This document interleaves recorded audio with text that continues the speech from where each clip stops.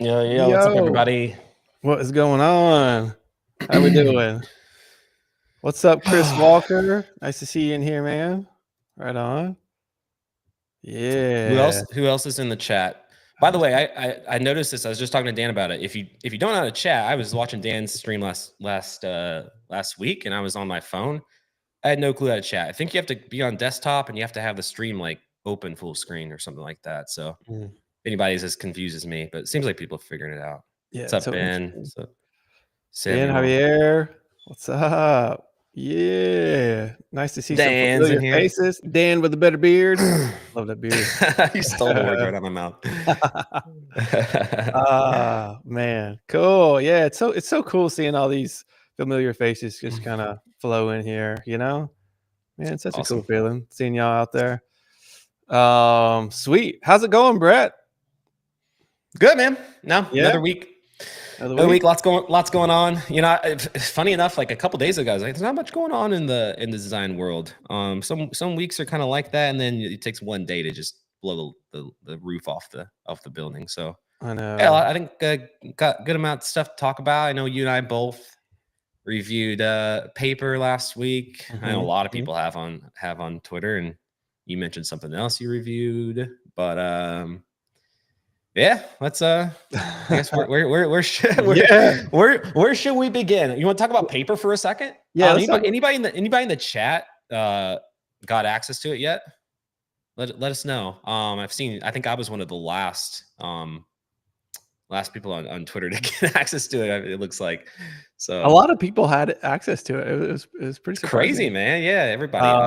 I mean, I even kind of felt like one of the last ones. I was like, wait, okay, cool. This is awesome. What's up, What's up? Riley? What's up, Josh? Yeah, it's cool seeing more people flow in here. Ren, man, so many cool Javier, people. not yet. Yeah, dude, it's like I was just talking to Dan too, because when we got off the call, it wasn't clear what we were able to share and what we weren't able to. It was kind of like a blank check in a way. So I'm gonna probably be a little bit more reserved on what I've seen, just because I don't want to steal their thunder and whatnot. But overall, I would love to hear your take, Dan. Yeah, I mean, same here. I don't. This is the problem, right? We get all these teases of stuff, and we don't really know how much we could say. And I've gotten to the point to where I like triple check on the calls. Like, okay, what can I talk about? What can I share? Does anybody even know that you're behind this? Like, well, what can I actually talk? When's it going to launch? Can I say anything? It's like, I just share your thoughts, your overview thoughts, but don't go into too much detail. I'm like, what does that even mean? How do you do that?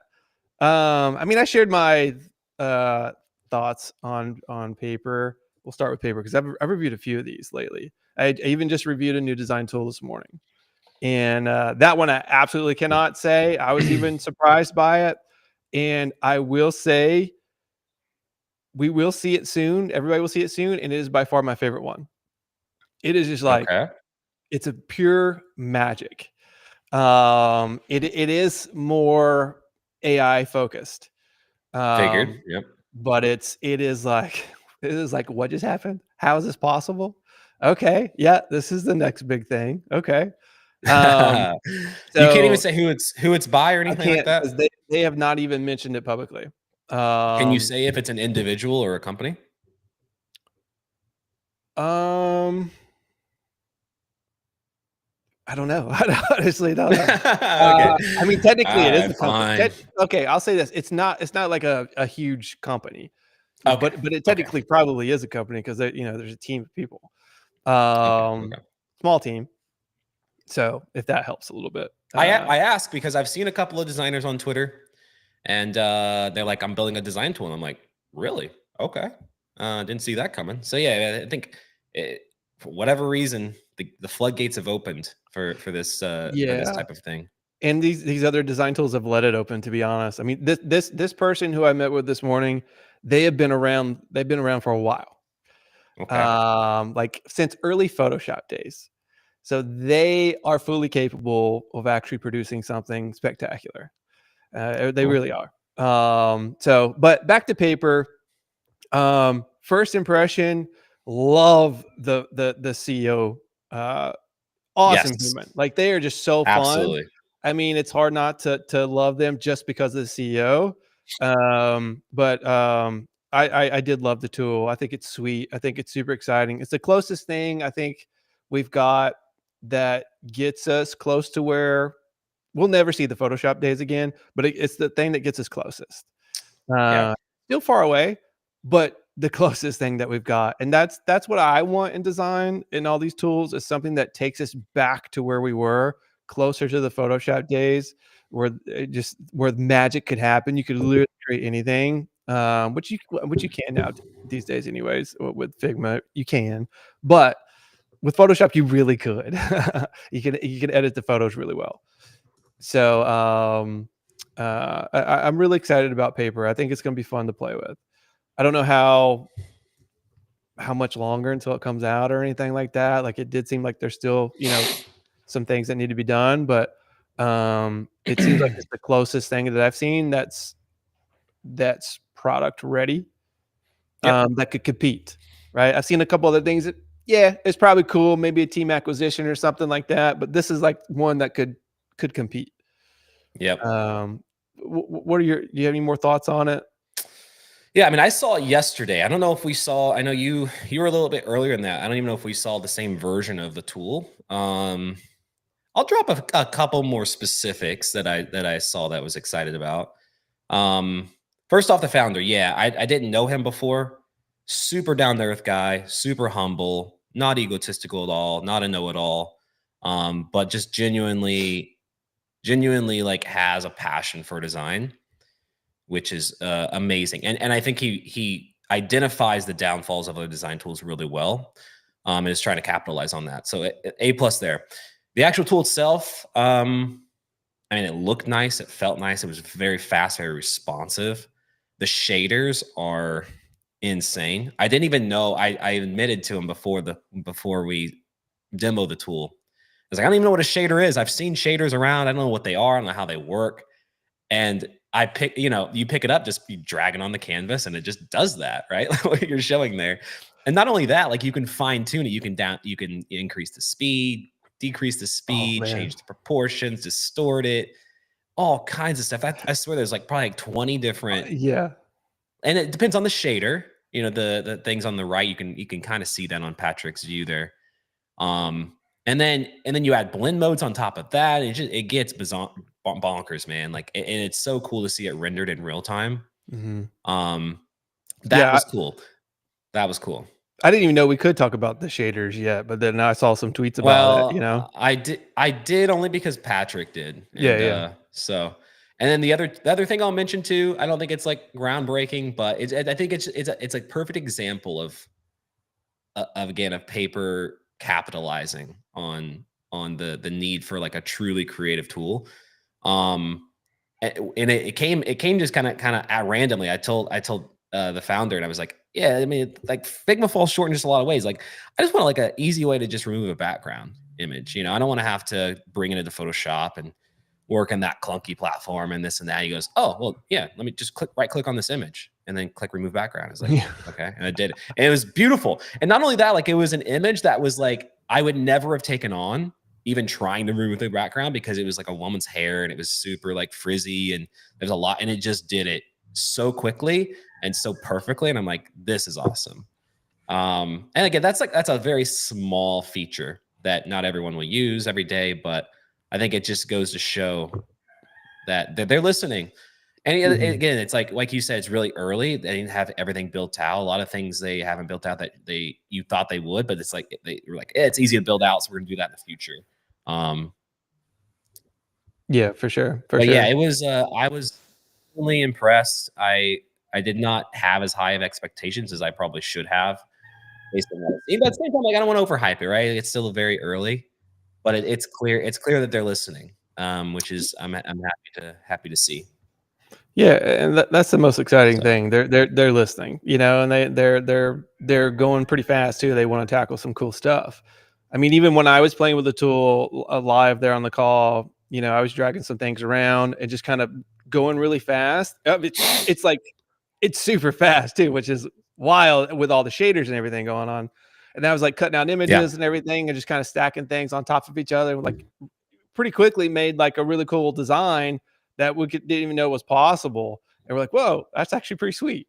Just from, back to the Photoshop days of where you're just like moving things around and you get these happy accidents, right? Yep. Just because of all the things you could do. So it's super exciting. Yeah, I think again, I think they're the closest thing along. And then it's either, with Yep. this, I don't know where you're at with Figma, Brett, or anyone else here in chat, but I just got the notification yesterday when I was designing, and it said that they're going to not let anybody use the current or the previous interface. Now you have to use the new interface, Dun dun which I know dun. is like, Yep. yeah, which I know for some people it's not that big of a deal. I get it. But for me, I cannot use the new one. I cannot do it. Moving the nav bar. I mean, there's other things too, but just the most basic thing, moving the nav bar to the bottom and how close it is to the edge. I know the scroll bar, they made room for the scroll bar to go in, but scroll bar barely goes through. It messes with my head so much. When I was trying it, I had to put tape. I put tape over it, so I couldn't look at it. And that's how bad it's bothering me. I don't know, man. It's reminding me of the time when Photoshop changed the way the shift button worked, and it was so hard to use it again for that one simple change. Yes, you could go in settings and change it back to the way it was, but I honestly have that same feeling again where, oh no, Figma is about to change something so simple, but it's going to mess up so many people's flow. And we've been in this thing for years now. Like, that's a big difference going from always going to the top. I know some people use shortcut keys, but always going up here. Now we have to go down here. And then all these other changes that are happening. Like, man, that's a tough one, man. Yeah. I mean, usually when you want to move to an entirely new UI, you do it progressively, right? Like Yes. any team that I've ever been a part of, any product, it's like if we want to make big drastic changes, we're gonna do it in phases, right? We're gonna start with restyling the sidebar, and then we're gonna start, changing how layers look, and then before you know it, it's all changed without even really you realizing it. I feel like in a way, Figma pulled the rug out from underneath us. And again, like depends on the extent of which depends on two things: the extent of which you use Figma and if you've already switched to UI3. I think you can retrain your brain for anything. But I and Dan too am taking it as hadn't made the switch to UI3 yet. No. And I did yesterday because I'm like I guess I should start now versus wait. And it's so different. Like I think I'll get used to it, but it just seems like an unnecessary, like forcing me to retrain my brain. And so much of what I do in Figma is just purely unconscious because I do it all day long. And yeah, like my biggest complaint would probably be like the menu at the bottom is just weird. It just doesn't feel right. Like even if you could just bring it to the top and it just remain exactly as is, something like that, and maybe they'll do that. I didn't see that option, but yeah, it's annoying. It's annoying. I get it from a product perspective because they don't want to have to manage two different nav or two different UI structures when they make updates. Like I 100% get that. But yeah, I think there needs to be a meeting in the middle. Because I know a lot of people have not moved to UI3 yet for reasons that we just discussed. Yeah. And when we did, they luckily allowed us to move back. Yeah, remember that? They were like, "Oh, we made some mistakes," and like, they let you revert back, and that was so exciting when we could revert back. Oh yeah, but that was a rough few weeks when I was using it. And again, like you said, I know we'll all get used to it, and it is hard to do changes sometimes. I remember when everything we use changes, but it's just it just feels like such an unnecessary major change for such a basic, moving the menus. Stuff like that frustrates me. If it's iterative, sure, we'll figure it out. But it's the shift bar from Photoshop. It's happening to Figma. Yeah, it's just I'm in the middle of like learning so many new tools. Like I was in paper yesterday. I'm like learning a couple other new tools, and it's like the last thing I want to have to relearn is Figma. So, I know, man. I didn't love the UI before in terms of like just the overall like aesthetics of it, but like the way things were placed and stuff made sense, and like you were used to it. I just think they could have like gave it a fresher like fresher skin and call it a day. But I don't know. I'm sure we'll both get used to it eventually, and we'll never talk about it again. But yeah, Yeah, it yeah. just seems like unnecessary. I don't want to harp on it too much because it's like some of you guys reading or watching this are like, yeah, we switched to this months ago. So Yeah, we're like, this is old um, news. Um, yeah, I was about to pull up that same question. uh, Andrew says, what makes the menu in the bottom for Framer work, but Figma not work? Just trivial knowledge of using the platform. Um, I mean, yeah, for me, because when it's just natural the way you've been using the tool for years now. It suddenly changes. Now you have this thing that's always stuck to the bottom that you have to look at, instead of it being up top out of the way. Now it's floating. I don't remember if all the panels are floating now. I don't know if they still are doing that, but I at think least they are. Yeah, or at least they the are. bottom one is, which is so unnecessary. With how small the gaps are on the floats, the Yeah. margins are. It's just like, just go. Why? If you're going to do it, do it. If you're not, don't do it. It's like, I say that all the time: do it or don't. And they're Yep. kind of in the middle. At least let us move them around, and I hope they do. That'd solve all my problems if they just let you move it around. Like, sure, yeah, this is great. Now I can just Yep. put it wherever I want.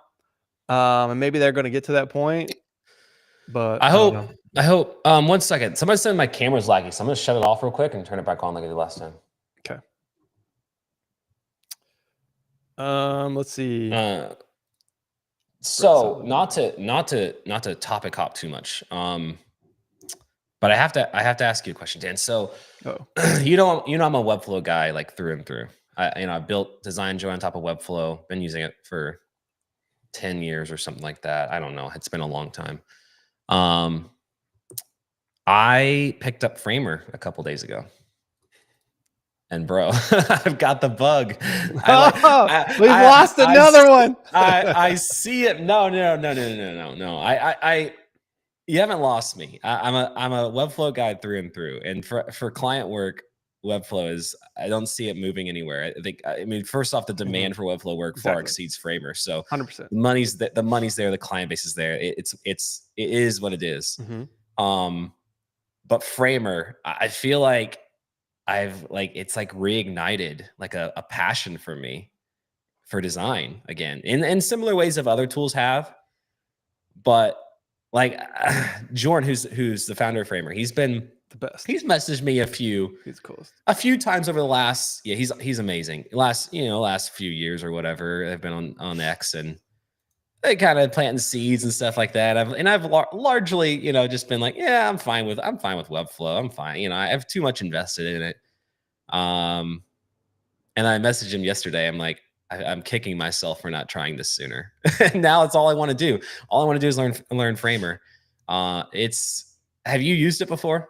Yeah, I've used it several times, and I understand the bug, man. I mean, when I first used it, I guess a couple years ago now at this point, I was hooked. I even posted a few things that I built really quickly. It was awesome. It was fun. It felt a little bit closer to actually designing. I like the interface a lot. It feels updated. There's a lot of things I like about Framer. And I like that they're design focused. A huge fan of the founders. I have been for ages. They have an incredible background. So I've been following them for a long time. But I love what they do for the design community. I love, just all the stuff they're creating, the content they put out. There's so much cool stuff when it comes to Framer. I haven't used it recently, and kind of like what you said, I've never once had a client ask for a Framer build. They always want either something custom or Webflow. Yep. But I can see that time changing because all the designers, who is, I think, a lot of Framer's customer right now, they're stoked on Framer. So they're eventually going to bring that stoke over to the clients and kind of upsell try to sell that to the clients. Hey, let's not use this time. Let's actually try Framer. Just like we did with Webflow. Yeah. Exactly. Yeah. So I think that time will come, but as of right now, Webflow has such a power for being capable of handling big projects, big important projects, and I think that'll stick for quite a while. So that's kind of where my head's at. But Framer's Fair. awesome. It is. It is. I mean, there's such a community around it. I think the way they've evolved, given the power to designers to distribute templates and assets and stuff like that, is something that I wish Hmm. Webflow would do better. Like if I want to sell a template or distribute a template, like I have to become a partner. I have to have it hosted in their template library. Like it's sort of gated a little bit. I would love to just stand up a bunch of like Webflow asset sites that you can get in and do stuff like that. It's a little bit too gated to do that. But yeah, I mean, I got one yesterday, one call booked for Design Joy that was wanting a framer site. I Oh, think sweet. outside of that, I think I've gotten one other one in the last, several years. Mm, So it's definitely, and Webflow's like 1 out of 3 clients that I yeah. talk to daily. So want it. So yeah, it's different. It's more of like a passion for me to just learn it now at this point and to use it for like maybe in some internal projects and stuff like that. But knowing Webflow as well as I do, I can definitely spot where Framer falls short in a lot of Okay. ways as Yeah. far as like scalability goes and just the ability to edit, at scale. Hmm. Because it has classes and stuff like that, right? Yeah, it's an interesting tool. Like I said, I've got the bug. You're not going to see me dropping Framer templates tomorrow, but um, maybe when I'm maybe when I'm Hey, better at it. yeah, yeah, yeah. Uh, Some of these designers are making so much money on these templates, man. Like they the are, Framer yeah, templates. I don't know if they are with Webflow templates, but the Framer templates, that's got to be yeah. a I don't. huge business for them. Well, I don't know if you saw on how much you follow Framer, but they just launched their marketplace. Like they updated the marketplace, and now they're, I think, sharing 50% revenue with the creators of anything that's sold on there. I don't know what it was before. I actually Hmm. thought maybe you got almost Yeah. 100% of Why it, would you not? Why would you and only get Framer just 50%? got. Yeah, I was a little like confused by that. Are Makes you? again, Hmm.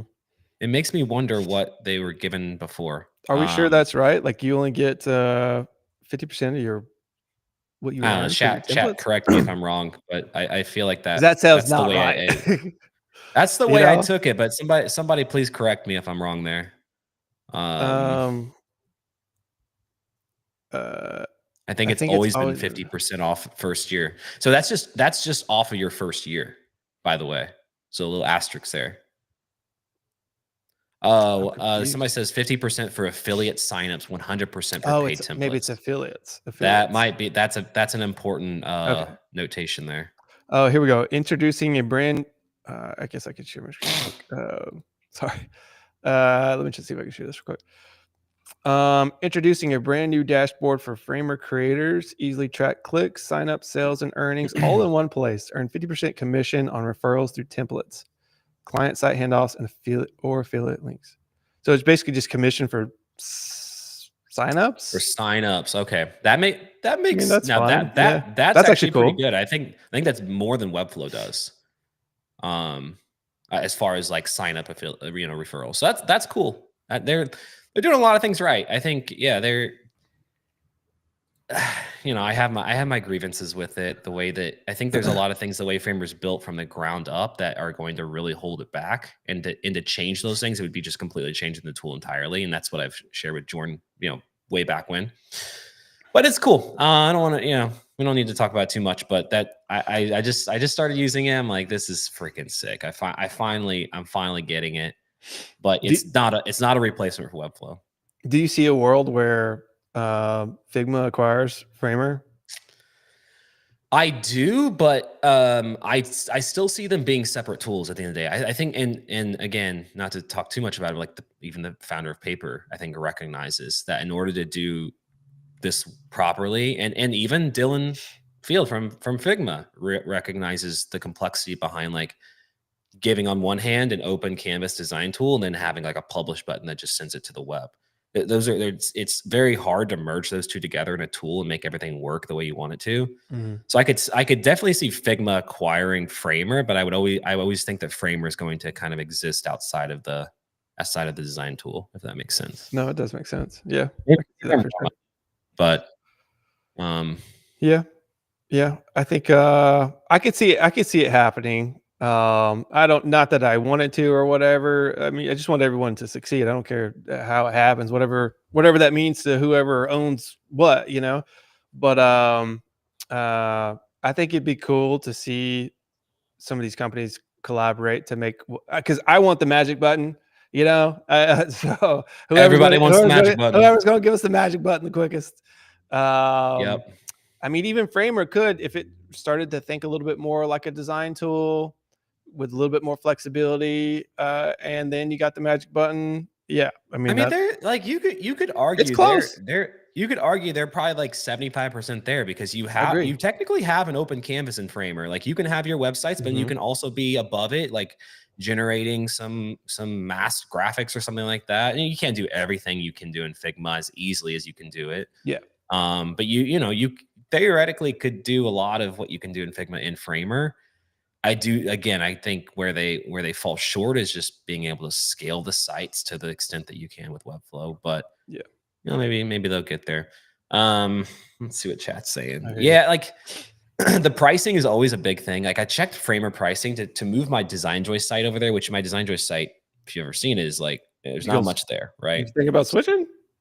No, well, Oh, no, I'm not. There's no reason for me to. I'm comfortable with Webflow. It's doing everything I wanted to do, and I have a good relationship with their team. So but to host it in Framer with the bandwidth that it receives just based on, I guess, its visits would be like $200 a month to just host my site there. how much is it with It's Webflow? it's I don't know if I'm able to talk about that. It's not much. Okay, okay, It's not much at all. sure. But I mean, even if I were to have regular pricing, it would still be way less than $200 a month. Mm, So okay. for sites that like generate a lot of traffic or have a lot of CMS items, something like that, it is pretty costly. Like when you consider you can host it on like HostGator for like $5 a month. Um, Dude, yeah. these things, man, like all these tools that you just want to play with are so expensive when they add up. Like you've got Oh my gosh. Webflow, Framer, Figma, and then all this AI stuff like ChatGPT, and then if you're wanting to try Bolt or Hmm. Lovable or whatever else, and then Mid Journey too, and then what? I mean, you just keep throwing stuff on Flora, whatever it is. Like now we're spending $200-300 a month. Yeah, You it's know, like and it's like, everything's like 20 or $50 a month, and then on top of that, you have even though you're paying a subscription, you usually have like credit limits that yes, you're like, and then if you're not getting the correct output that you want, then you're just like burning credits. burning. I hate the credit It's system, so especially when frustrating. yeah. But yeah, I mean, I was thinking about this yesterday because there's so many things coming out every single day that I want to try. And just take like image to video AI tools alone. You have Runway, you have like all Oh, these like you have like there's like 10 of them, and I'm not getting the correct output. So I keep hopping tools and trying them mhm. out. But then you have to like subscribe to do a lot to do what you want to do. And so yeah, bro, it's getting out of hand. Like, and I think the future is that there'll be like a couple of like really big tools that you just be able to, reliably fall back on. Right now, bro, it's a smorgasbord of stuff, and It's it's wild, all of it. man. Everything's $50 a month. Yeah, and there's a new one next week that you have to try, you know, you're gonna have to get because everyone's using it suddenly and it does one Mhm. small thing cooler. Yep. It's a really weird time right now. Like I was actually struggling yesterday when the new Chat GPT thing came out. The what is it? What I'm blanking. O 04. Is that what it is? Yeah. Yeah. Yeah, GPT-04. Yep. yeah. No, It was GPT 40 40 40, 40. 40. It was just super, super fun, right? Just fun to play with and everything. But I was just like, man, like, um, it was I don't even know what I was doing. It's not sad or anything. I think I was having fun. I was just like, uh, what else can I do? And then I start exploring some other stuff, and I try to start building stuff, and I keep going and going and going, and then it just suddenly lose time, and it's just been this like really weird feeling. And I even like got up super early this morning because I was like, man, I gotta go do something because there's gonna be something else that comes out next week. It's just like this urgency feeling, you know, and I don't like it. I don't like this urgency Yeah, feeling. it is. It's a Um, lot it's a lot to keep up with. Riley generated this. Have you oh seen this? no way, dude! Look at that. That's Dude, sweet. look at the background Oh man, of that is our so shots, cool. bro. That is Like it sick. got it all, man. Um, I will say I am the last person to overhype AI products. I'm like the guy that just appreciates them what they are, but like I'm not hyping it up enough so people don't like it. But the new ChatGPT 4.0 is insanity. Yeah. It's actual insanity. Like that's all I've been doing this morning is playing around with it. Yeah, a lot of it's like it's still kind of gimmicky, and it's it's just like it's a new front. It's just like someone said, it's like we woke up and we're 3 years in the future now, as far as like image generation goes. And I kind of feel, man, that may be a stretch, but maybe 6 months down the road or a year for sure. That's what it felt like getting into this and like seeing the results. But bro, it's gnarly. It's very very good. It's pretty Oh wild. It's pretty wild. It's yeah, fun times, man. It is super fun times. That's for sure. it is. You know? Dude, this image is so fun. I'm still sitting there looking at it. It turned my what is it? No skating into create. Yeah. No, I did one this morning and I actually ended up deleting it, but it let me see if I can pull it up here. How can I do that? Yeah, here we go. Okay. You know what? I can't. Because I took a very like pixelated version of the Michael Jordan dunk where he's like jumping I saw that. Yeah, yeah, from yeah. the free throw line. And like if you look at the picture, the input picture, it was super blurry. It was very, very pixelated, just distorted. You couldn't read any of the text on his jersey. But it had like enough contextual knowledge to know what the jersey should say, not only that, but actually get the typography like correct in it. And it was like, that's crazy. It's wild. The introduction to text being able to be generated in these images is something that I thought would take way longer than it has. Right? And Yeah. but yeah, we'll probably get tired of it. It's probably gonna get old, like seeing all these things again, and we're going through this all over again. But it's exciting. Definitely exciting. It's super exciting. It's super exciting. Let's see what was chat saying. Something about Flutter Flow. Gonna Does check he? that out. Does anyone? I don't even know what Flutter Flow is. I don't Does either. anyone still use Adobe products? Yeah, I still use Photoshop, Illustrator. The the thing I just did on Twitter, Firefly. the material logo was using Adobe Firefly. Yeah, that was sweet. That was sweet. I mean people are like, oh, you can do this in this tool or whatever, but you can't. Like the reason why Adobe Firefly is so like fire is that you can actually upload the texture that you wanted to use. Now with this Chat GPT thing, I'm sure you could probably do that now, but yesterday you couldn't. So yeah, it was. I mean, people were like posting different outputs of different tools. I'm like, yeah, it's not the same quality. So yeah, Photoshop, Adobe products still have their place, and I think largely always will. Yeah, yeah, for sure. I hear a lot about Flora. Flora looks dope. The interface looks wicked cool. Yep. Whoever designed that, man, that's incredible. Haven't used it because I gotta at least at some point stop my subscriptions. I But know that's the only downside. You get more credits, more subscriptions. Um, but yeah, that's one I definitely want to check out, mainly because of the interface, how cool it the looks. workflow, like being able to Yeah, branch out and do different things and see it all kind of happening in real it time looks is super fun. pretty dope. What's up, Ian? Good to see you here. Yeah, lots of Flora flow, canvas ideas. Yeah. Sweet. Have you guys tried the new Gemini new image generator? Never. I mean, no, I can't say I've seen that word before. I don't know what it is though. Is that what we're talking? Is that the what we were just talking about? That I might be think what it it is. is. I don't know. So I guess yes.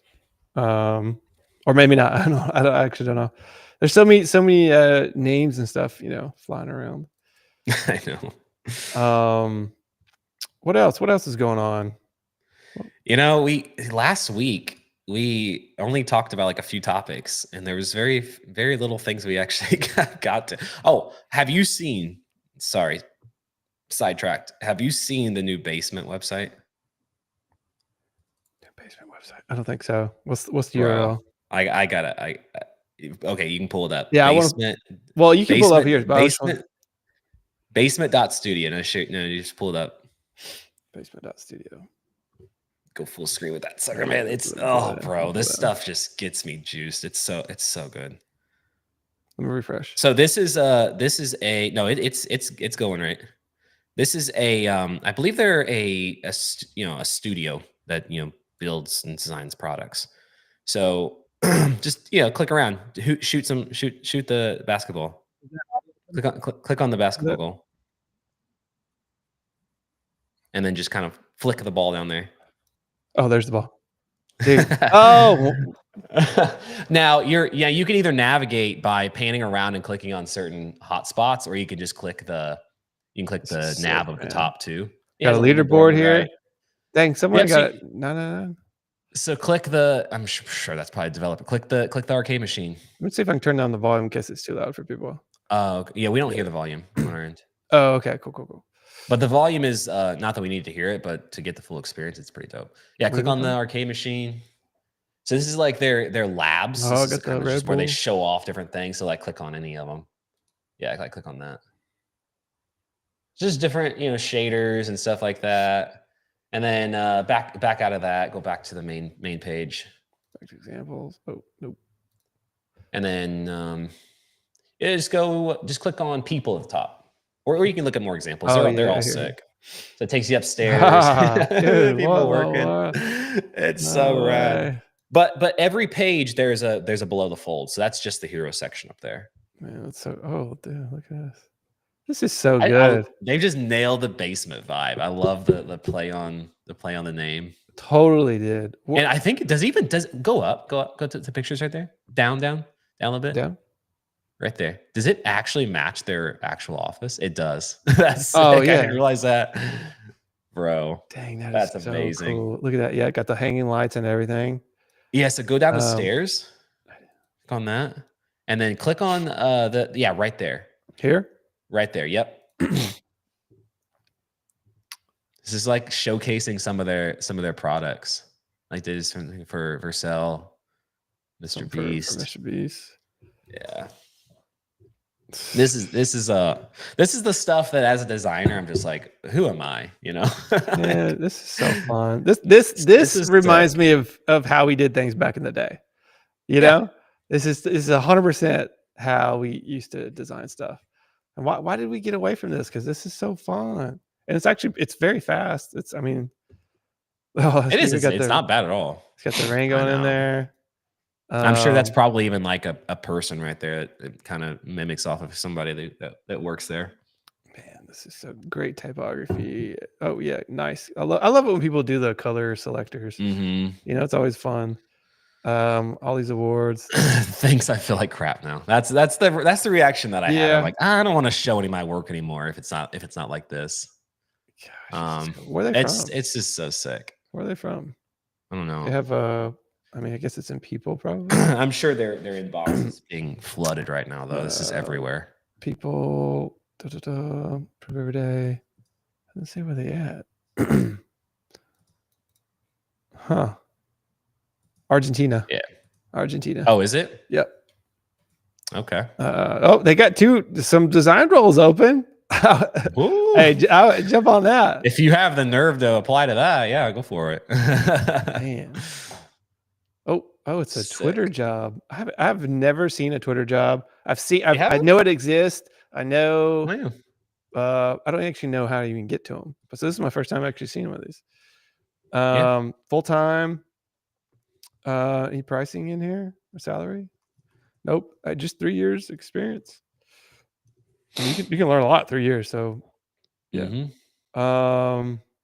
Use Slack and Notion and Figma on a daily basis. Communicate, push pixels. Sweet. Man. So Josh says we worked with them when I was at Solana. They did sick work for us.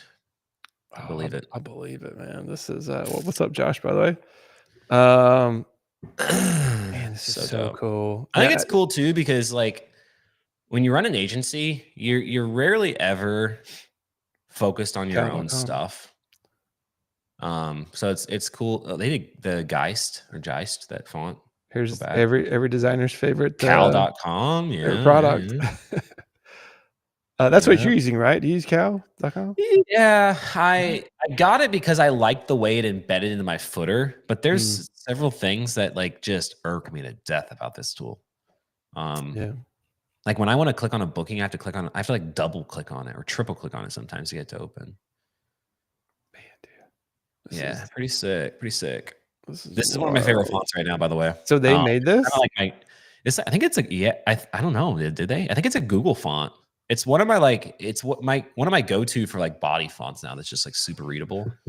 Oh man, yeah, it's beautiful. I still just have the go-to of Oh Enter, but yeah. I'm needing to get into more fonts Do again. this. This is Vercel's font, by the way. Mm, This is what they use.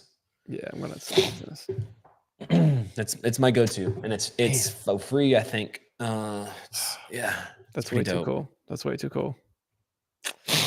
All right, I guess that's it for today. Yeah. So But, sorry for bringing everybody back down to earth here with our man, design skills. But speaking of, I got one more to share. One more to show you though. okay. Have you seen? This is kind of old news. Again, like I said, we didn't get to a lot of it last week. But have you seen the new Swiss passport? No. Oh, bro. Let me All show right, my screen. pull up. Let me share. I was just kidding. Of course, like leave it to the Swiss to do this stuff. But let me go back here. Let me make it. Oh shoot.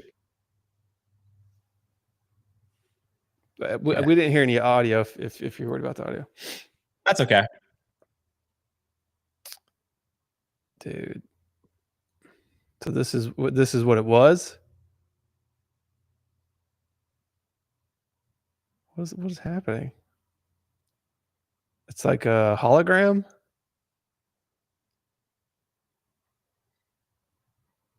Uh, hmm. Does the passport pull you into this awesome video preview? Oh, that's sweet.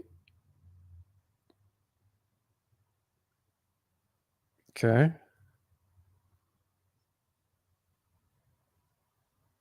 That's cool. Yeah, I mean it's freaking it's That'd so be bad. that seems really hard to design. Whoever Oh created my that, gosh, bro. like, Again, like this sort how? of stuff just makes me feel so small. I don't know how they did it, but And here we got just people showing off buttons on Twitter and getting thousands of likes. I And mean, there's people out there doing that. people out there doing that. Designers probably aren't even on Twitter. Yeah, Yeah, right. pretty sick stuff. I'd recommend watching that video with music on because it's even better. But Man, dude, that's yeah, so a lot of sick stuff. cool. Did I wonder if I had anything? Well, no, I think those two designs will be hard to top. Oh, I have more too, but I had your stuff bookmark which we already talked about, the Firefly stuff. yep. Let me pull this up. I thought this was cool. It's got audio, so I don't. It's not gonna make too much sense without the audio. I don't know if y'all saw this this future Zoom call thing. I've seen stuff like this before, but basically you've got the real camera here, and then here's like the AI version, right? What? That's wild. So you can be absolutely anywhere. Like, so that's AI based off this That's camera. nuts. Like, that's cool, right? That's That's super cool. cool.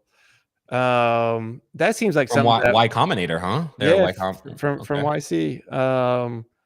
That seems like dude, I would totally use that. that's Like, cool. you could be anywhere, and just have a cool. You don't have to worry about what you look like in a way, all kinds of cool stuff. That's cool. I Um, do question how well it works, but yeah, for you know, sure. with those green screen things, they're always so kind of like, it's kind of look gimmicky. But I mean, that looks good right there. Yeah, that one looks pretty good. Yeah, kind of like who is that? What is they just came back out again with I think they just officially launched Supercut? So yeah, thank you. Supercut. The Yeah. green screen thing. I think we talked about this before. That one suffers a little bit on the cutout of you on the green screen. You know, it's still got the blurry edges and everything, which Mhm. is fine for what you're doing most of these videos for. But if you ever want like a professional style video done, it's not going to cut it. But I Yeah. don't think that's what it's for. You know, so that one's probably going to be the same kind of vibe in a way. I'm open to switching from Loom. Loom's kind of it's good, but it's growing kind of stale on me. But I have Supercut on my list to check out. I haven't downloaded or tried it out yet. But the reviews, as far as what I see out there, makes it look pretty dang cool. Someone said, Mhm. "What do you guys think about Play?" This is Play. It's the first time I'm seeing it. I don't know what it I is. haven't seen Play in a long time. Um, Isn't it like a mobile design thing? Yeah, this looks a Or it used little to be? outside of my wheelhouse. Create with Play, yeah.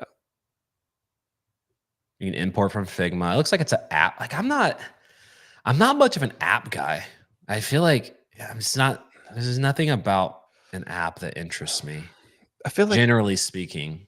yeah. I feel like we apps were super fun for a while, and then just kinda Mhm. like I don't ever go to the App Store anymore, I ever. don't. I don't push. Generally, if a client comes to me wanting an app, I'll generally try to push them into mobile web, and then they Mhm, quickly like catch on.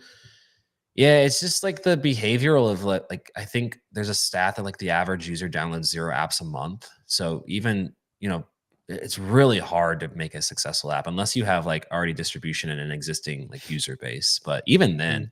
it's just not something I want to work on stuff that people see and use all the time and not just look pretty. Yeah.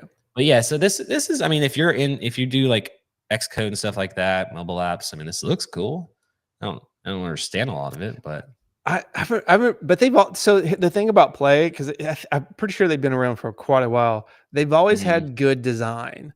Like, I remember some of they their do. websites were, like, just super polished and really, really, really nice. And like this guy Um, here looks sick. I yeah, remember this this. one looks great too. So that's the main reason I remember them, just for the good design, but I've never used it. Yeah. I'm sure it's great. I'm sure it's awesome. Yeah. Um, Interesting. yeah. Let's see. Um, did you see the, oh, okay, somebody already just saw the comment on the screen. Did you see the Bolt, stuff yesterday and today? I did. Yep. You kind of Uh, called him out a little bit. you I know, I I have to agree. and, here's the thing, I saw it, I didn't really care, but it's something irked me about it, and I read all the comments, and everyone's just so excited, which I was excited too. I was like, "Yeah, this is great, this is cool." But the part of me, just was like, "Okay, I need to say something because nobody's saying something. At least somebody should say something just for awareness, not really trying to call somebody out." And I just tweeted it real quick, and it got some traction. I was like, "Oh man, I can't." And when it got like started to get some responses and like 100 likes or something, I was like, "Okay, I should probably delete this because this was not my intention." Um, because I'm not really ever trying to call anybody out, or try to make them look bad because I don't think they meant anything bad by it. But I decided to keep it up overnight, and I usually don't ever do that because when I wake up the next morning, there's just a bunch of bad stuff usually. This time there wasn't, and I was like, okay, I can breathe a little bit. And then I noticed this morning, in full credit to Bolt and their founders and everybody that's been a part of the situation. They never reached out to me, which is fine. That's great. But they did change it. I don't know if it's because they saw this tweet or because somebody else said something, but they ended up changing it, and now everyone involved got rewarded, which is all I ever wanted, all I ever asked for, and now I feel amazing about it. Like, yeah, this is so cool, and they're in a position that can do that, right? They have these credits. I mean, Yep. absolutely, and I think if they would have said that from the beginning, they could have got so many more people too, and I Oh, think 100%. 100%. but if they would have done it right from the beginning, this could have been so much bigger. So I'm glad that they huge respect to them for making that change and noticing it. I think they even at the end of their stream, they did live stream today. They even put me on at the very end of the stream, not talking, but they put my tweet on or Oh, really? on, yeah. Um, and it was cool. Just there was a slight acknowledgement there, you know. So, and then because of that, I went to and played with Bolt. Yeah, it's cool. You I know? haven't used Bolt, but yeah, I was following that. And that strategy that they use now, I'm not gonna sit here and say 100% they were looking to just take advantage of the community. No. They're not. They're definitely not the first to leverage that strategy of like, oh, let's have 300 designers design something for us. We'll just pick one out and just shell out 3K, but we get 300 versions of it. Mm-hmm. It looks like they ultimately end up going with Fonz. Maybe Fonz is As the Fonz says winner? he's building. They didn't announce him as the winner, but he did tweet, I think it was yesterday or today, that he's working on something for him. Oh, So I figured. maybe it's a side project or something. He did participate in that though. Yeah, I would have figured he would have been partnered with them already or something. I might be totally Because wrong on that. Like, I'm speculating just based on his tweet and this concluding, But they might have yeah, announced. Did they announce a winner for it? I don't know. They did a live stream and I think they went through like a few of their top favorite Oh, choices or okay. something, which was some really cool stuff. I mean, it was sweet. But yeah, I think a lot of the design leaders were part of like a marketing thing in that last couple days. So a lot of people were tweeting sponsored ads for them. Yeah.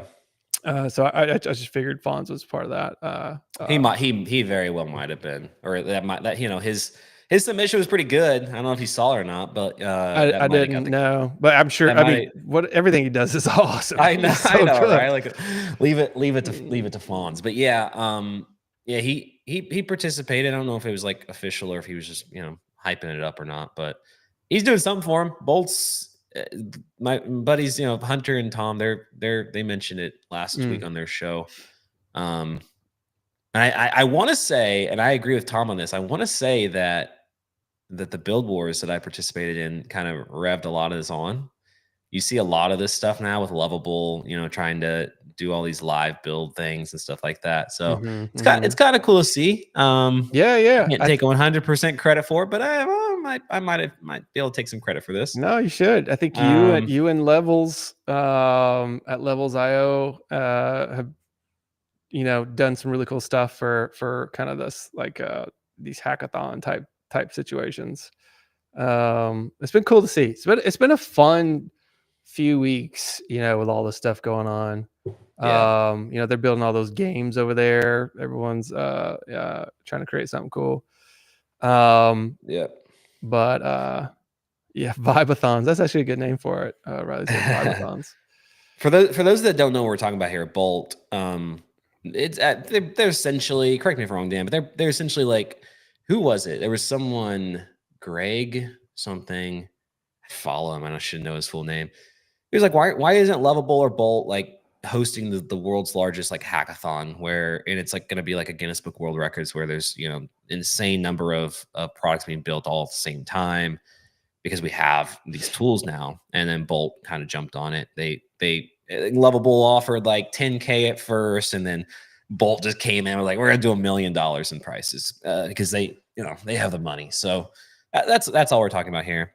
I would like to see, and I could again, Jorn, founder Framer, or no, yeah, he's founder of Framer, not CEO of Framer. I think he might be interested in doing like a build-a-thon kind of thing or a build wars type of thing. And I'm not really like interested in it from a perspective of Webflow versus Framer and like which one's better, or who's the winner. I'm not interested in it from that angle, but I am interested in potentially hosting something like that because I know that they would be all in. Because I think I think one of the takeaways from like the build wars I participated in was just watching people design in real time and seeing, somebody in Webflow, somebody in Framer just go kind of head to head and see what they create in a set, period of time, and just seeing people like cook in real time. I think it's an interesting concept. I don't think Hunter and Tom are interested in doing one for those two platforms because I think they're in another world right now. Mm, mm. But I was kind of Well, thinking about maybe doing something on that. you should. I think it'd be sweet. Getting Webflow involved, getting Framer involved, just picking like the most goated from each one of them. Maybe giving them like even a design to work off to like build or something like that. Like I don't know. I think we could do it in a cool way and just see the two tools side by side. Maybe at the end of the day, they don't do the same thing and they accomplish the same great. Maybe Yeah. one is faster, maybe one's better in some way. It's more interesting to see. I'm not interested in like picking a winner per Yeah. se Yeah. from For like a sure. platform perspective. I think they're both great. But I think it'd be good content, good viewing. It would be fun. I think it'd be exciting as long as it's not like a whoever wins here is officially the best one, the best tool to go with. Like you don't ever want a situation like that because then the other company's just going to not. They're just going to hate everything about you at that point. No, it's like it's sort of just, and that's the way that I try to position the build wars too. Is like, yeah, I mean, even if Webflow wins, it doesn't mean that Webflow is better in every way and beats Lovable in every metric. Like, there's certain things that it's going to be great for, certain things Webflow is going to be better for. Like, my biggest fear was like pushing that the opposite narrative, and like I lose, and it's like everyone's like, oh, Webflow's dead. Oh goodness, That's not yeah. what I wanted, because again, like there's certain things I could have done that would have just swept the competition within the first 20 minutes, but I didn't do for the sake of the competition. But yeah, I just think it'd be an interesting content just to see people building in these two platforms side by side. Maybe like you're a Webflow guy, but you don't much into Framer, so it's gonna be interesting to see how they're doing the same thing in Framer, and then vice versa. And just watching them side by side, I think would be dope. It would be really cool. It'd be cool too if like it was like multiple people. So it's not just like this Yes, one person had a bad day, exactly. type Like thing. So four yeah, designers or something like that, and get two yeah, Webflow guys, two Framer guys. Heck, I don't even care if like Framer goes up against Framer or something like that. yeah. I Let's mean, just if it watch ended like people that, like that's cool. design in real time. Mm-hmm. Um, Who they were doing this? What is it? The Reloom. yeah, Raylan did it. They did it in What they Figma call it? though. Design Wars? Was it called Design? Um, No, what was it called? no, Design Face that Off. was cool. Design. It Damn, was what was that cool. called? They set it up in a very cool way. Like their whole interface and the way they like had the two, because it was in Figma, right? So they Yep. could share the screen, and they're both building in real time in each of their artboards. Like in the center was all the assets and stuff. It was super Arena. dope how they Arena. Yes. Arena. Thank you. Yeah. Yeah. With Josh. Josh was the kind of leading that. Yeah. Yeah. Amazing. That was fun to watch. And they had like paid winners and everything like that too. I even think I had Yep. it. Oh man, that just reminds me. I even think I had a tweet about that at one point. What happened?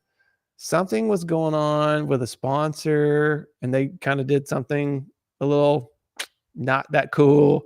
What was it? Does anybody remember what that was? Because I had tweeted about it, but then they changed it and made it right for everybody, which is cool. Yeah. So yeah, you just gotta be careful when you do some of these marketing things. You want to make sure you do it in the right way. Yep. Absolutely. It's a fine line, but Absolutely. yeah, I think another kind of arena. Well, actually, aren't they doing another live design battle thing? I feel True. like I saw something. So it's Josh. What's his Twitter handle? I can't think of what his Twitter handle is.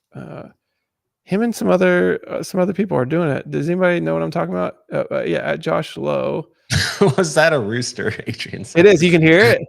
Yeah. So I live on a farm. Love it, bro. It's so peaceful. Let's see, Josh. Okay, maybe Zach says the arena is back doing Rive. yeah, that's what I'm trying to think of. Rive, something with Rive, right? Yeah, okay. I knew I saw something. I didn't know what it was, but yeah. So Josh is doing something again. Actually, I just pulled up. Let me share this real quick, just for anyone that's interested, because we're talking about these battles.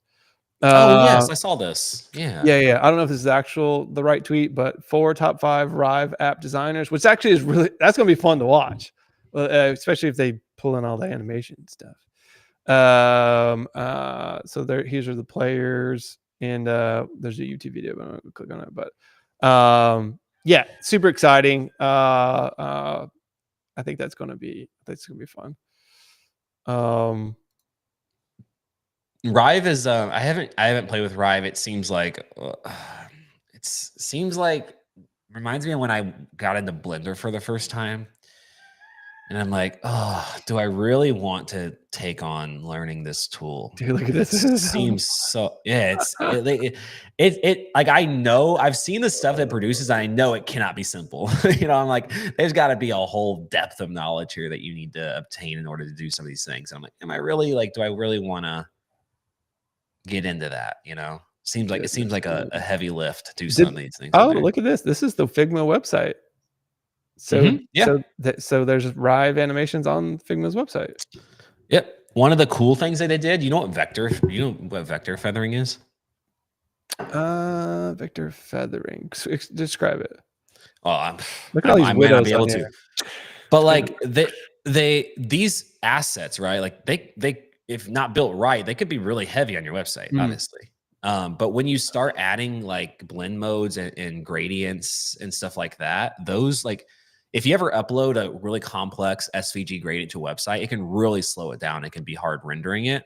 That's why oftentimes, like in Webflow, I'll just use divs to create them because the code is much lighter than the SVG.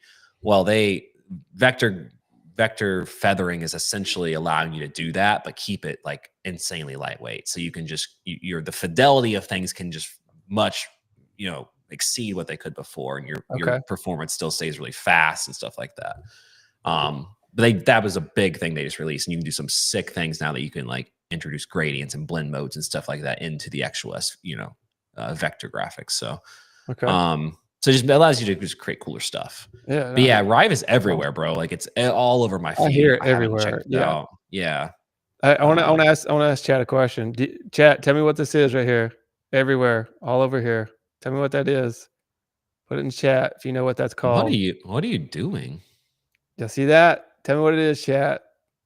I know y'all know because it's all I talk about. Everywhere, on almost every single thing. I have no idea. What you're talking about. Yeah. If anybody follows me that's in chat, they know exactly what I'm highlighting right now. Widow. Oh, Widow. Yeah. Dude, no. So how it's coming through on the stream is you can't actually see you highlighting it. Your mouse is okay. My bad. I'm like, what is going on there? Yeah. Okay. Yeah. The widows. Yeah. Yeah. It's literally on almost every single one. A lot of them. It's hard on live sites. It's hard on live sites. Well, those are probably tied to a CMS. They don't know exactly. They can't like pinpoint each one and say, yeah, max width of this or min width of this. They can refer. Yeah, I could see that, but something that's static definitely. Oh yes, the static stuff. Yeah. Those aren't statics. I sympathize with that. Yeah, Rive is awesome. Your portfolios are fun, man. Like you get so much engagement with them. And it's interesting to just see other people's work, like how people approach different. You'll see like this guy hosts his on Behance, and then this guy's like, doing. It's just interesting to see just how the vast array of how people present their work on devices, not devices, angled, straight on. But yeah, I watch all of them. Man, I appreciate that. That's cool. Man. They're fun, man. It's fun to see how people handle things, and you see a common theme, right? There's a common theme, but it's also done differently on almost every single person, Yeah. But it's the same things, and it's just everyone's so close to just having it, where it's just everything looks good, and you immediately want to hire them right away, and all this stuff. There's just a few small tweaks that you got to do, and just so many people don't think about. They're not aware of some of these things. There's so much. I love doing them. They're so fun. Until you get the people that get upset that you couldn't review theirs. But I understand. You put. I mean, your last one had like 140 like entries or something like that, just on that one tweet, and I'm sure you're getting like them as you're doing the reviews too. Yeah, which dude, it totally messes up the alignment. It's like, it does. Man, it's so frustrating. Yeah, you have to do something like that. I think I've done not on live, but I've done like landing page roasts, and I've had that thread of Mm. like 300 comments. And if you happen to refresh that page and you lose your place and it's all disordered, yeah, it's hard to get through everybody. But I mean, you do a pretty dang good job of it. Oh, thanks, man. I appreciate that. Um, I appreciate that. It's fun. By the way, tell us about this helmet you got. Didn't you get a new helmet? oh yeah, let me pull it up. Let's see that thing. Yes, so I got this thing. Got this thing made. Look at that. You see that? What in the world? Yeah, man. And inside it's like a whole thing. No way. That is so cool. It still smells like it's like got automobile paint on it or something like that. So it's Okay. it smells very chemically right now. Did you pick out that exact yellow? I did not. You know what? Because I knew I should have. I got this thing made just out of the blue. Like messaged a guy, all of a sudden he was making it. And I realized short time into it that I probably should have specified the paint, but he had already ordered it. Mm. So I'm like, it'll mostly be in photos, and you can just easily just change the Sure. hue of the yellow. But it's a little yellow for me, but it looks very yellow. Isn't it supposed to be yellow though? Is it your thing? Yeah, Like, but this is sort of like electric yellow, like almost like a green. It looks more green on camera than it is in real person. yeah, I can see that. I can see that. But dude, he matched my avatar. So if you look That's at my avatar, it's the incredible. same. Dude, I think Same it's stuff. awesome, man. You see, now when you go to these design events, you got to come in wearing that helmet. It's not as cool. It's not as cool as the robot you had made for your Contra commercial, but it's. I don't know. That's cool. pretty cool. That what you got there is pretty cool. I wanted to do like LED lights and stuff like that, and like. Did the same person did Waldo? You don't have to say who made it, but did Waldo make that? No. No. If I had known of Waldo would have made it. If he accepted. Yeah. But Waldo's incredible. No, I didn't even know of him before that. I looked at. I forget when I saw someone asked who made the robot, and you stated it, and I was like, gosh, that's who I should have used. But that's awesome, man. That's so cool. Got to take a new photo. Everything's been photoshopped on my avatar on Twitter for the longest time. So now I've got to. What? That's Photoshop. Let me see that. Oh man, yeah. I can't exit this jobs. Oh, I can. Okay, sorry. Let me see that avatar. I just changed it this morning. I'd used the ChatGPT one. Yeah, I noticed you changed your. I cannot click on your avatar without opening up the stream. There we go. Oh, you probably can't. Dude, that's cool. That's photoshopped, huh? Well, that's not photoshopped. It was before. It was yesterday, and then right. all the time, and all the times before that. This one is all made in one image. Gotcha. I see what you're saying. Someone said, go ahead. I was gonna say that banner's cool. The banner with the. Oh yeah, I use the same. Adobe Firefly. Yeah. Someone said, "Have you tried Unicorn Studio?" That's Tommy from This Week in Design. That's like his thing right now. Is Unicorn Studio. I don't think it's out yet. It seems again like very gatekept. Some people are in it, some people aren't. Stuff like that I'm not interested in until it's released, but it again, kind of like Rive, it lets you do really complex stuff like pretty easily, I guess. Yeah, it'd be interesting to see. It was so much fun. Yeah, let's see. What we got anything else bookmarked in here? We saw the Zoom thing. Talked about paper. Anybody in chat want to talk about something? Y'all got something while I'm going through these bookmarks? Let's see. Adrian's in Unicorn apparently. Video with the thing. Have you, while you're looking, Dan, have you heard of Brand AI? Mm-mm. Is it brand.ai? It is brand.ai. I got it pulled up here. I have no. I think I know what it is. It's an interesting concept. Here's what I've gathered. It somehow plugs into, and I could be wrong here. Anybody correct me? Contra's in the chat. Contra. I could be wrong here, but it seems like it's a tool that plugs into where all of your brand assets exist, whether it's Figma or this or that, right? And any assets that you generate, my guess is that it does a compliance check with your brand like guidelines to tell you whether or not it's on or off brand. So if you have marketing teams generating assets and all this sort of stuff, there's this like overlord over it all figure, deciding whether these assets meet these standards. Very cool idea. I have no idea how they do it. Did you make this That's website? no. Okay.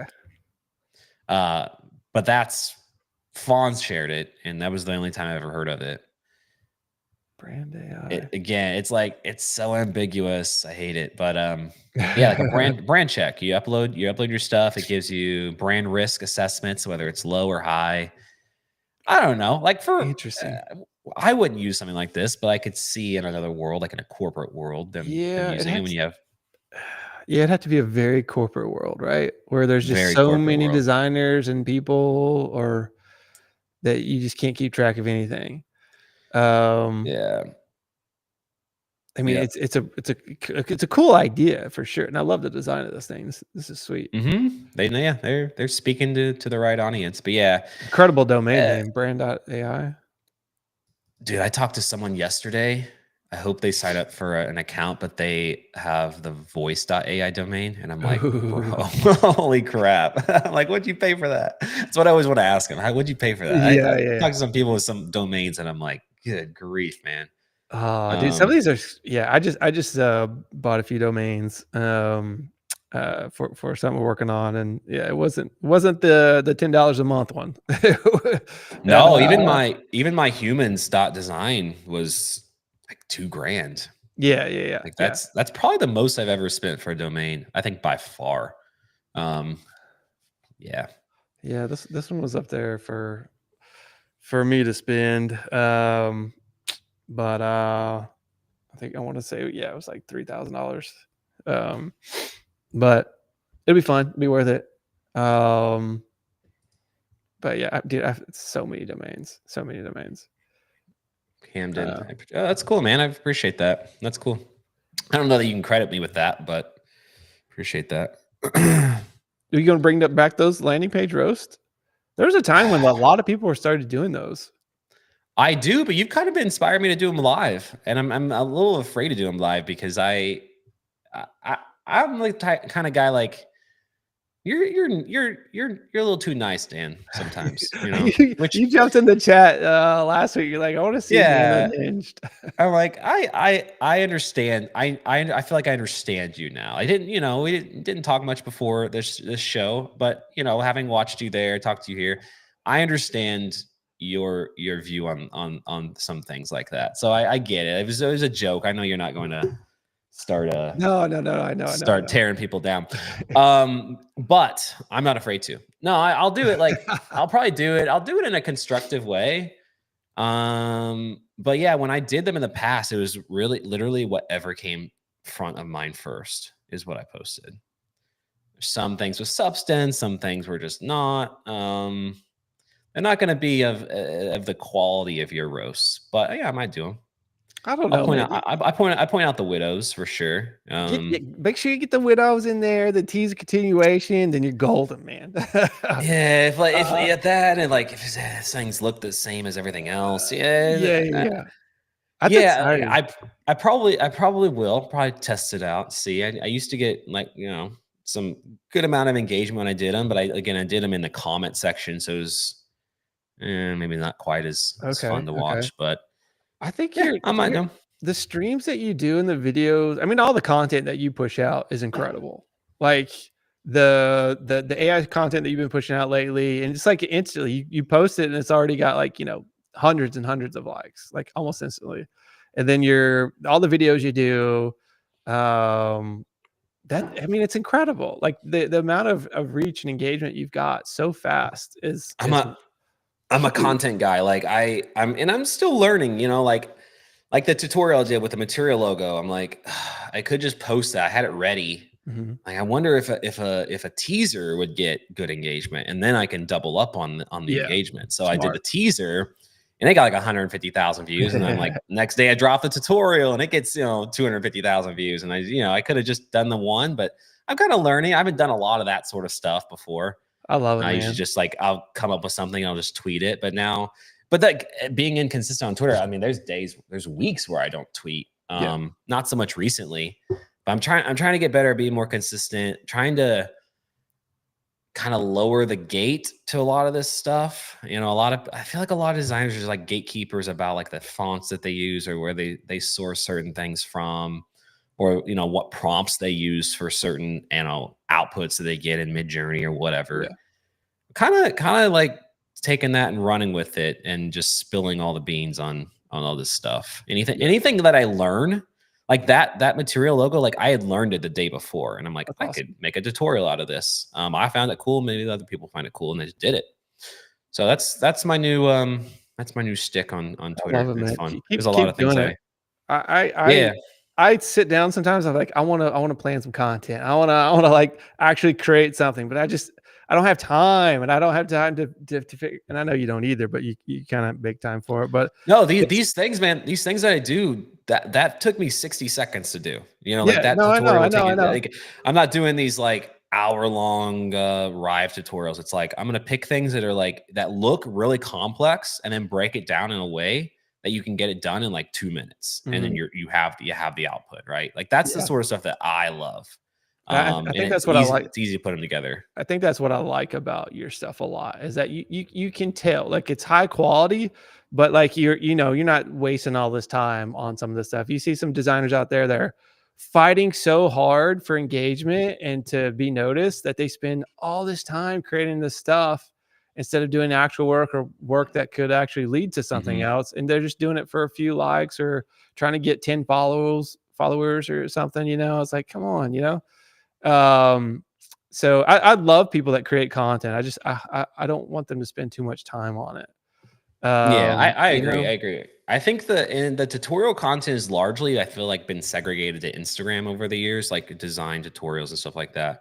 It's not really, it doesn't really exist that much on Twitter. But I mean, if you look at my recent tutorials on there, there's obviously like a huge demand for that kind of content, especially if you can break it down in like easy, Yeah, digestible chunks. yeah. So I want to keep doing it as long as they Please get do. engagement. I have a insane amount of ideas.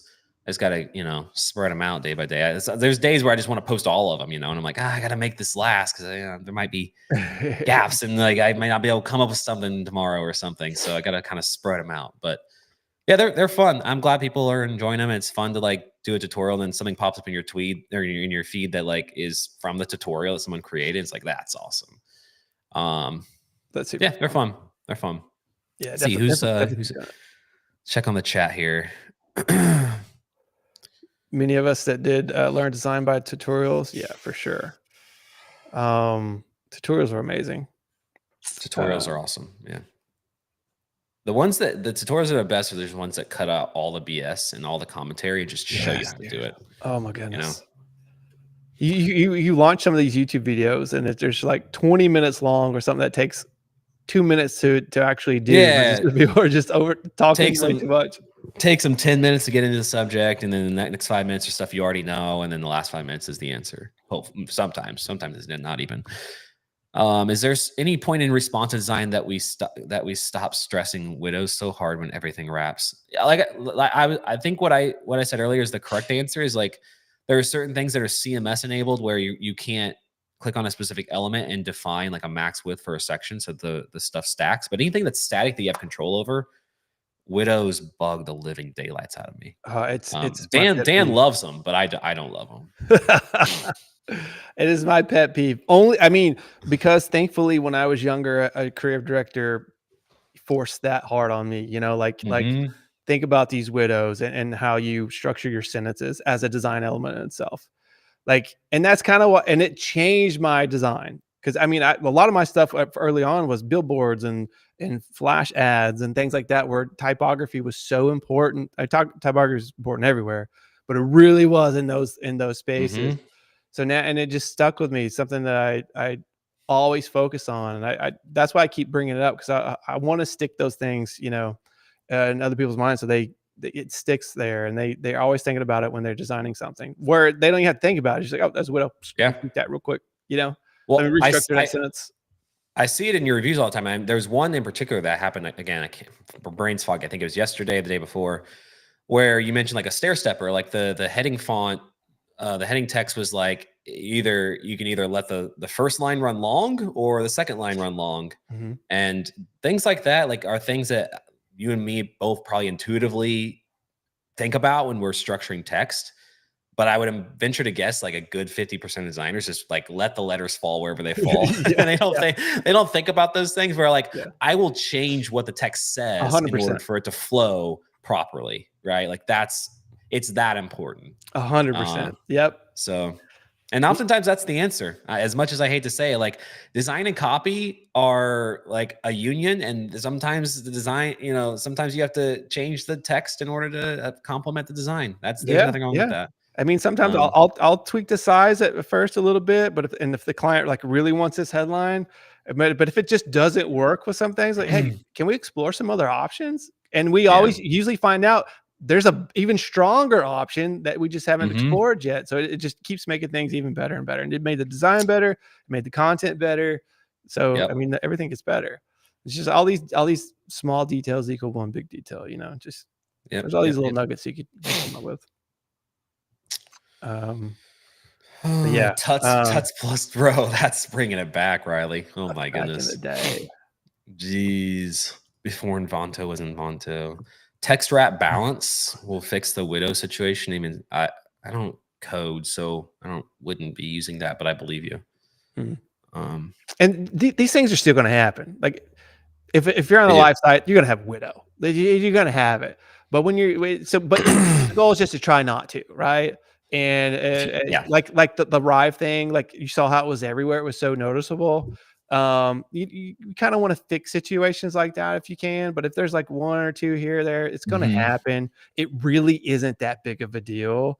Um, I will say it is a big deal when it's on, like, the main headline, though, your first things you see, Yeah, but if you have like a paragraph that's like 600 pixels long, and then it's like the text stretches all the way, and then you have like 2 words underneath it. Oh yeah, my gosh, bro! it does, Like yeah. I will jump off a cliff. It's frustrating. Terrible, terrible. So Um, yeah, use that min max width to kind of crunch those down whenever you can, right? And yeah, again, like unfortunately the web is responsive, so we can't control all that, exactly. especially like in Webflow. You have a few breakpoints to deal with, so you can't control it. Everything looks at every single like width, but you can definitely do more than most people are doing now. Are designers going to be cooked because of AI? See a lot of comments. This is a whole. I mean, I don't I not tomorrow, Certain people not will. today. Certain designers will. I mean, not Um, tomorrow though, not, yeah. Thursday. No. No. I will say, like, since adopting forms of AI, I feel like the quality of my work that I do for clients has gone up dramatically. And it's not that I'm letting AI like one shot everything and that's the deliverable. Like using AI to get bits and pieces of assets and stuff like that, or just inspiration, and then piecing that together by a human, I think is where the magic really is. It's not letting AI just kind of drive the ball and that's what you deliver is whatever Midjourney outputs. No, you got to take those pieces. And Perplexity, I did another tutorial. Speaking of the tutorial, like the Perplexity designer had a perfect. I can bring this up. This is a great way to use AI. Let me pull this up real quick. Let me go to bookmarks. Man, I got a lot of stuff in here. So this is a great representation of how to use AI. So I don't know how to pronounce his name. Fee, Fee. fee. So yeah, he breaks. This is the guy, one of the guys behind all the dope Perplexity stuff that you see out there. And it's all generated, I believe, through Midjourney. So he, instead of like trying to prompt Midjourney to just one shot this graphic that contains all these elements, what if one element you don't like? You can't take that out so easily. So he will create each individual asset. You got a computer here, you got a rabbit, you got some flowers. He's done, multiple versions of them, and then he pieces them together and creates this. It's like that's how you use AI. Mhm. Yeah, Um, for sure.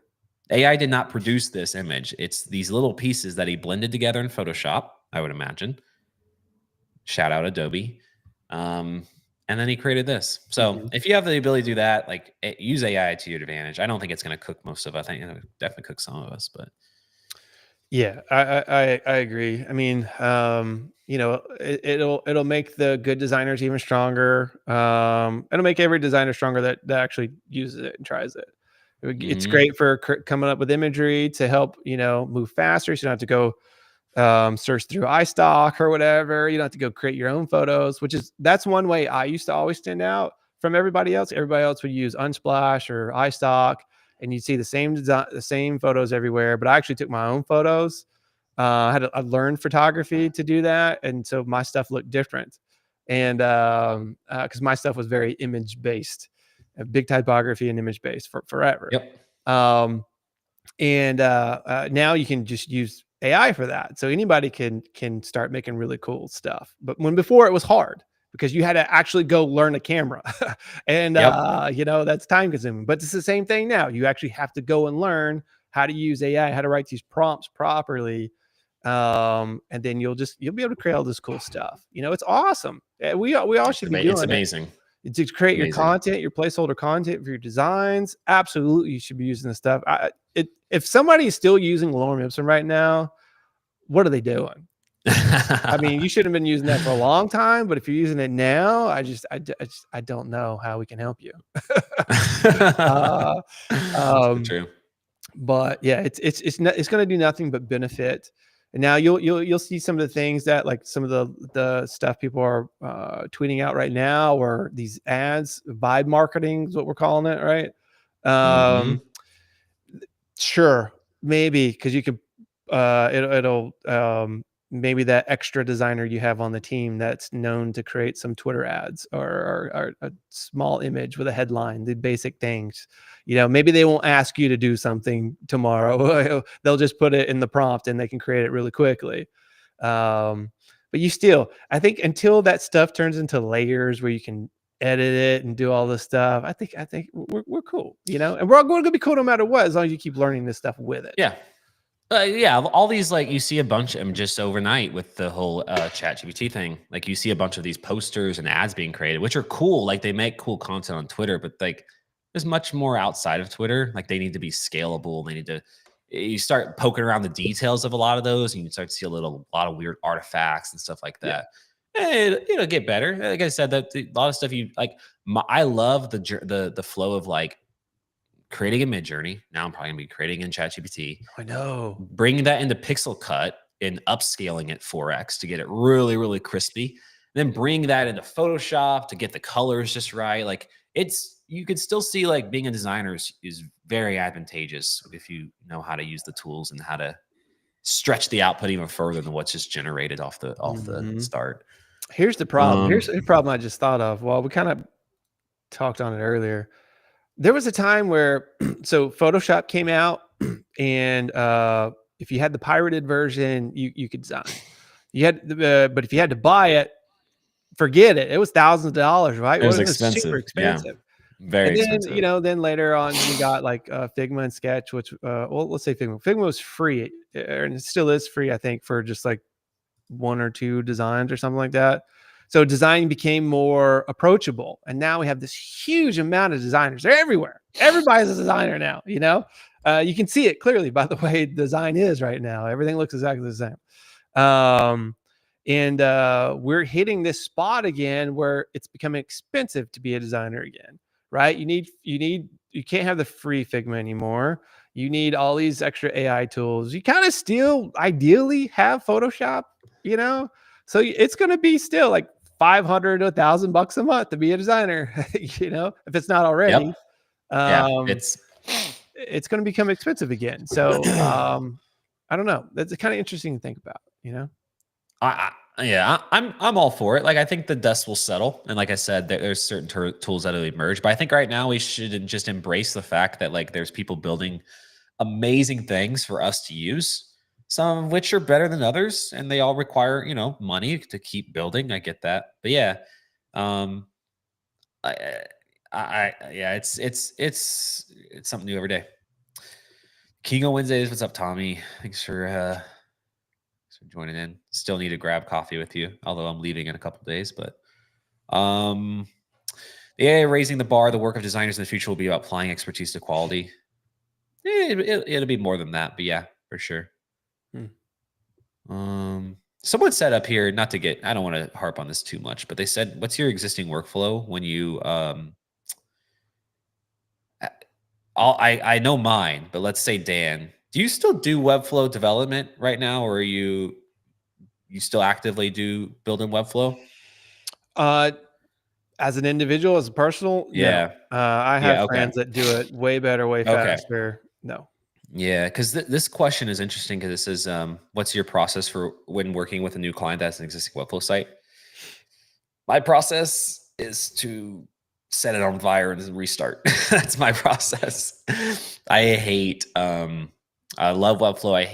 I hate taking on an existing Webflow project and having to learn how everything's set up. It's usually set up not well. It's usually structured pretty poorly. The names don't make sense. It's like div 119. It's just oftentimes easier for me to just restart it, build it from scratch. Oh, I mean, that's kind of true with a design file too. I would It think if is, somebody gives especially me if it their design has. file, oh man, I immediately want to start over because I'm not Yep.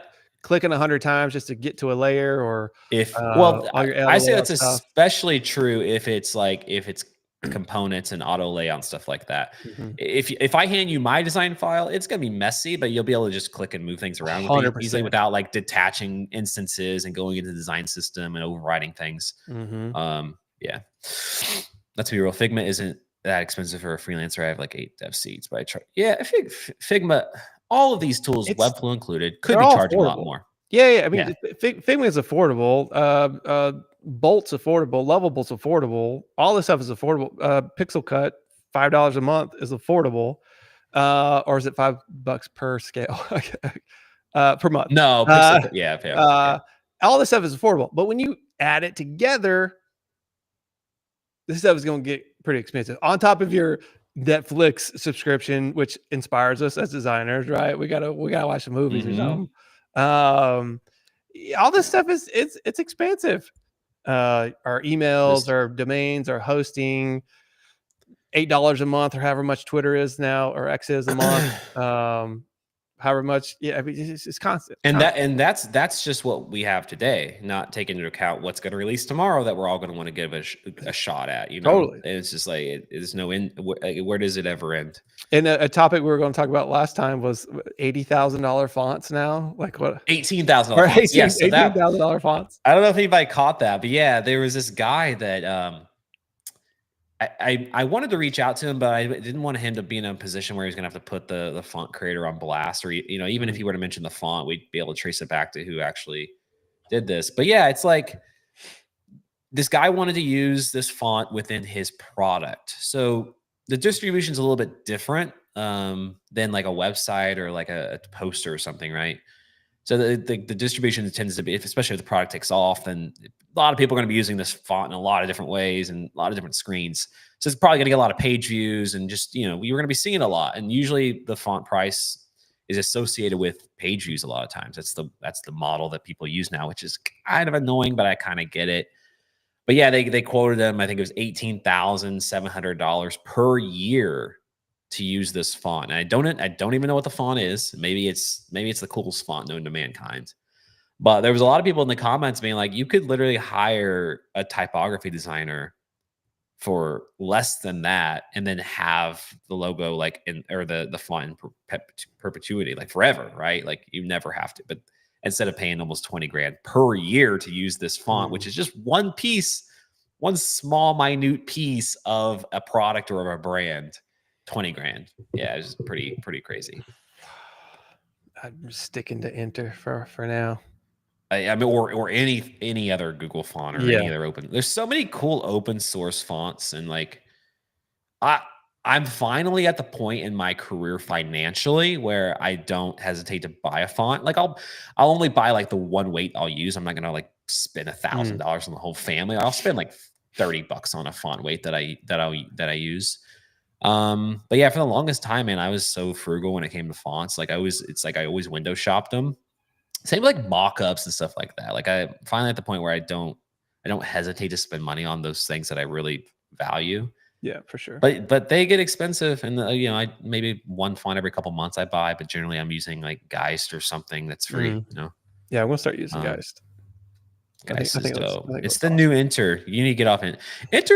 Enter's an interesting font because I'll go to a site and I think I know what Enter looks like, and I'll see it within an ecosystem, and I'll be like, that looks dope. Like, what font is that? And I'm like, it's Enter. Dang.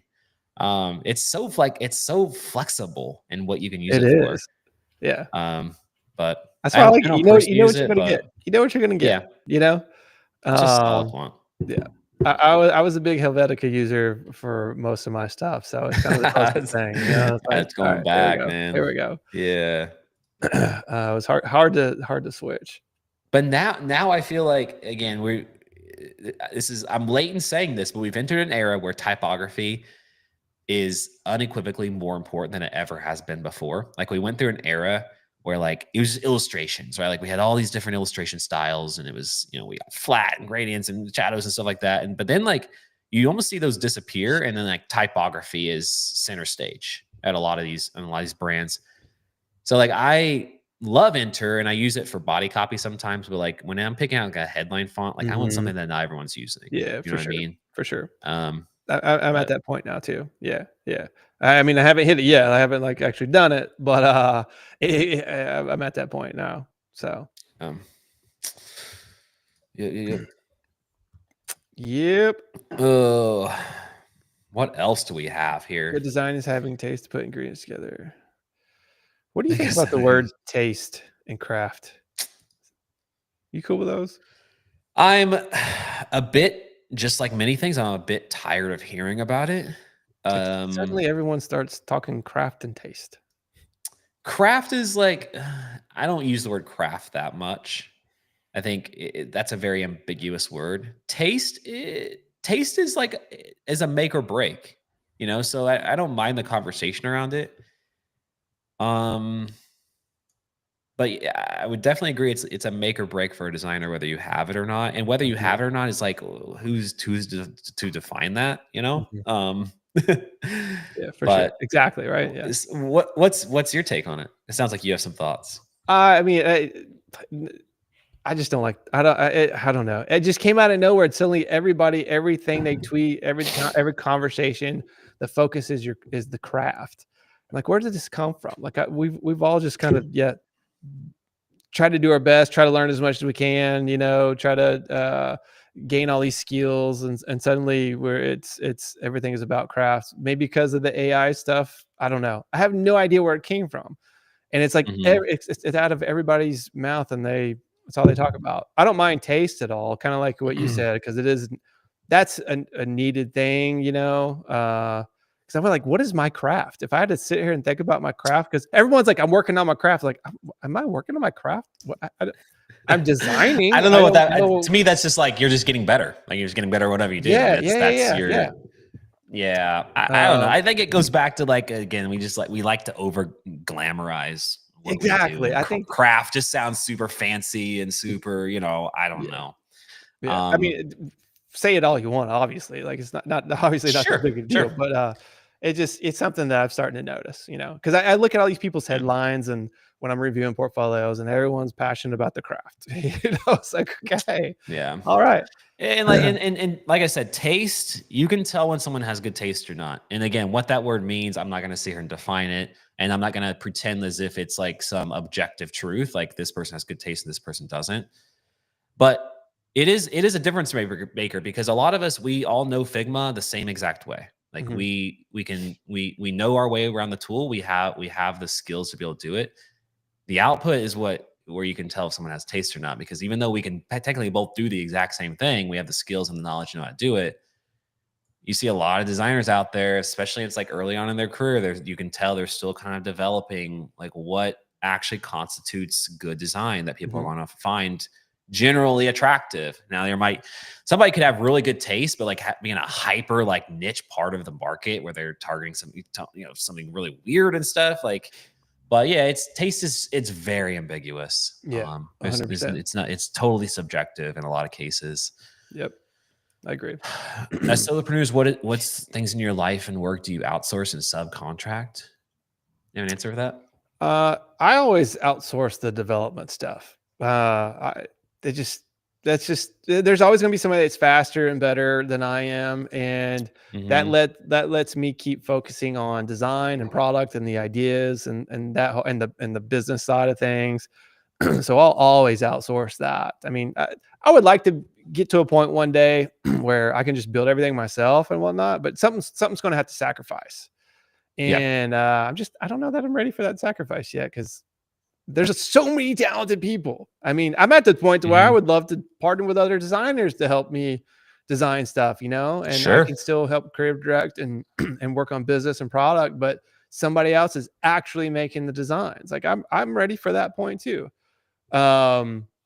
'Cause it I just think it's that's a mark of maturity. I think when you admit to yourself like this, someone else might be better at this, or it might be more efficient for me to do this. Like I don't. That's why I don't think it's wrong for like design agencies to hire a designer to design their site. Like, cool, good for you. I'm sure you're oh, it's caught up with awesome. Yeah. client work. Like, get a different perspective. Like, I only have my perspective when I approach like a site design, right? Like, I would love Fawn's perspective. I would love Dan's perspective, and there's Mhm. nothing wrong with hiring designers, even though it's not a slight to like your skill set Not at that you're all. not doing the work, right? Not at all. Um. Not at all. No, no, no. I So. mean, most of my career was being hired by all these agencies. That's how I got a lot Hmm. of this work. They would hire me because they needed an extra hand or they just needed my Hmm. style or whatever it was.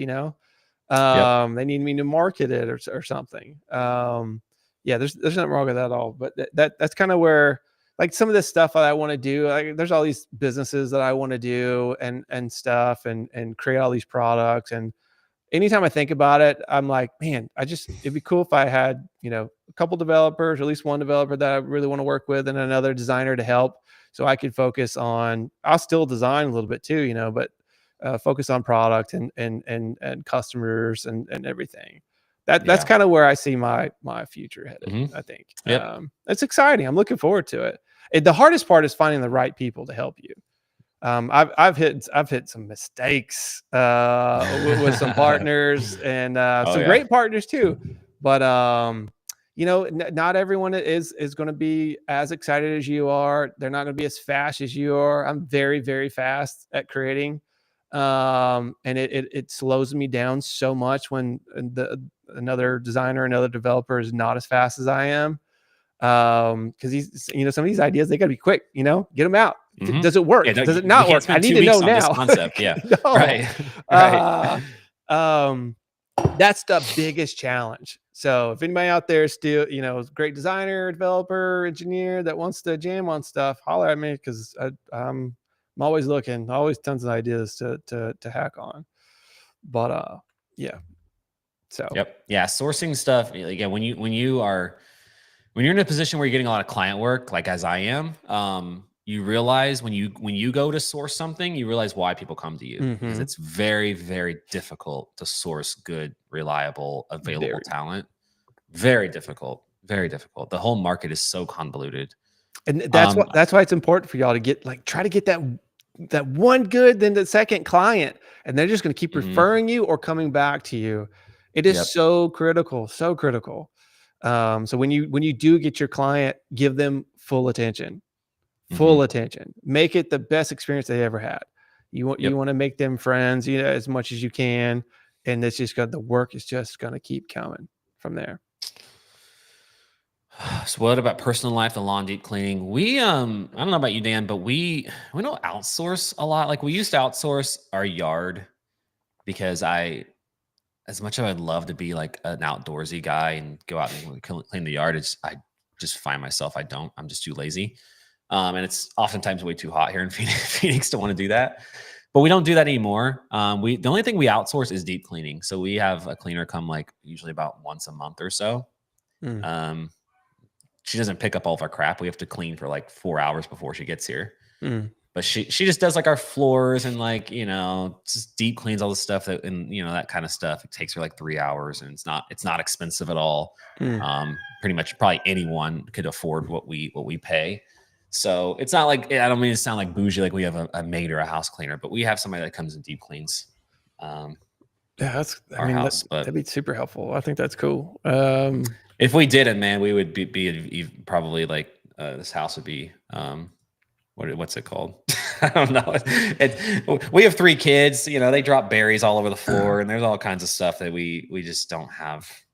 If we can afford to outsource it, we outsource it. Oh yeah, yeah, 100%, 100%. Yeah, Yeah. we don't. We've outsourced like the lawn a few times, but that's it. I mean, literally, like because we were away on vacation for too long, and but the grass. I mean, I live in Tennessee, so the grass literally grows every 3 days. It's like it's so Yeah. humid here. Oh, yeah. It's gonna be a Mhm. foot tall in 3 days. So we're Yep. constantly mowing our yard, Yep. and we have so many trees too in the fall. It's like just absolutely ridiculous. But we use it as a so two things. We use it as a kind of a showing hard work to the kids type thing. Like, Mhm. hey, and they help. They're involved. They go pick up sticks and help cut the grass when they can. They ride the lawnmower with us so we get some time. But I like to push mow. So we have it takes forever because we do have a few acres here. um, I'll push mow because now I'm outside away from my desk. I'll get exercise. I'm pushing, Mhm. you know, I don't use the auto push either. I'm literally pushing. That's awesome. Uh, I like refuse to use it. I don't even know if it works. It takes forever though. That's the only downside, but I use it as just an excuse to get something done, but exercising at the same time. If I'm in a hurry, obviously we'll ride mow it, but uh, yeah, but I enjoy doing it, you know? It's like therapeutic, isn't it? Therapeutic, done We it since I've been a kid, you know? Yeah. Yeah. Here we're my Phoenix house, we have like, I mean, my closet's almost bigger than my backyard, and we have artificial turf now. So there's nothing to mow. We have rocks in the what semblance of a front yard we actually have. And we have no side yards, so there's not much to do here. But like when we go back to Missouri and on Friday, we're on 6 acres at the house we're staying at that Mm. time, and we have a riding lawnmower. I've never gone out on it, but like the thought of going out and just mowing sounds so therapeutic, and I tell myself I'm going to do it every single time I go out there. My dad's also like my dad loves to mow, so he's always just showing up Yeah, mowing and kind yeah, of yeah, taking yeah, care of yeah, it. So I'm like, yeah. I kind of want to, I don't want to like step on his toes there, but dude, it's just I can see the therapeutic side of it for sure. Yeah, it really is. It Um, really is. It's fun.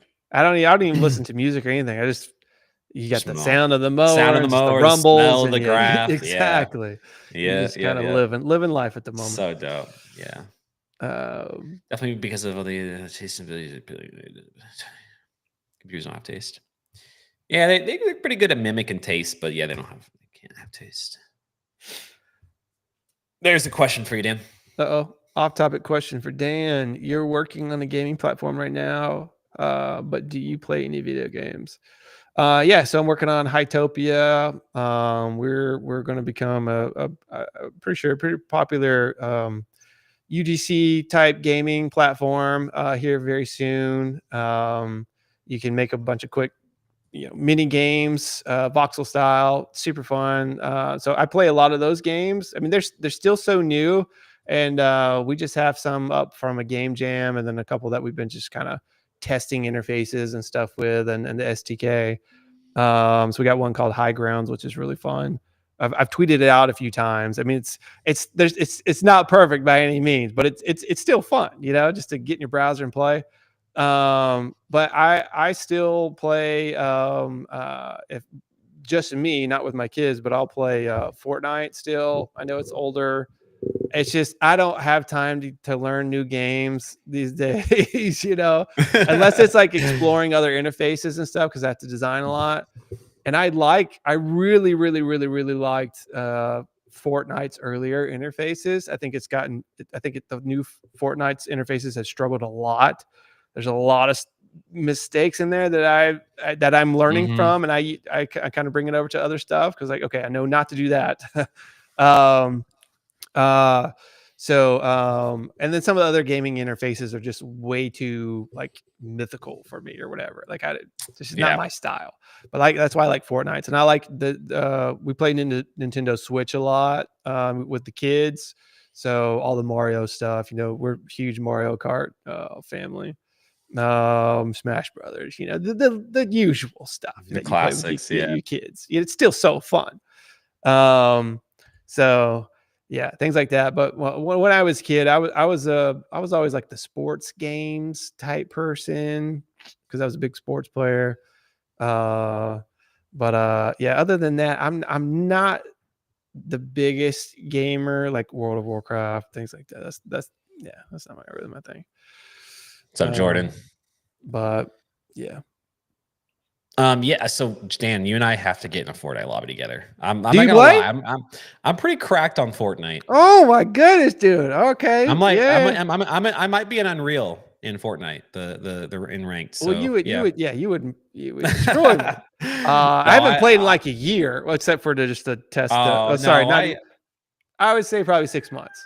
yeah, I took a hiatus when I was playing Call of Duty and stuff, and then Oh, came I back used to play to Call of it. Duty. Forgot I about play that. Fortnite every Friday night. My daughter, who's 7, now like that's all she wants to do with me is play Fortnite. So I first set up on a PS5, and I'm on the Xbox, and I carry her a little bit. Her only goal is to stay alive and supply me with shield. So Okay, if not next Wednesday, one of these Wednesdays, the whole stream will be us talking about design while we're playing Fortnite.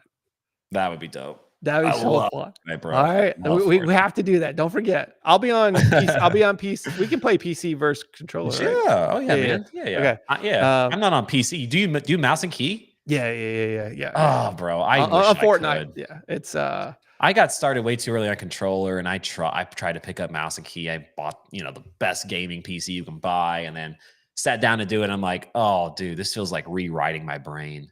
I couldn't do it.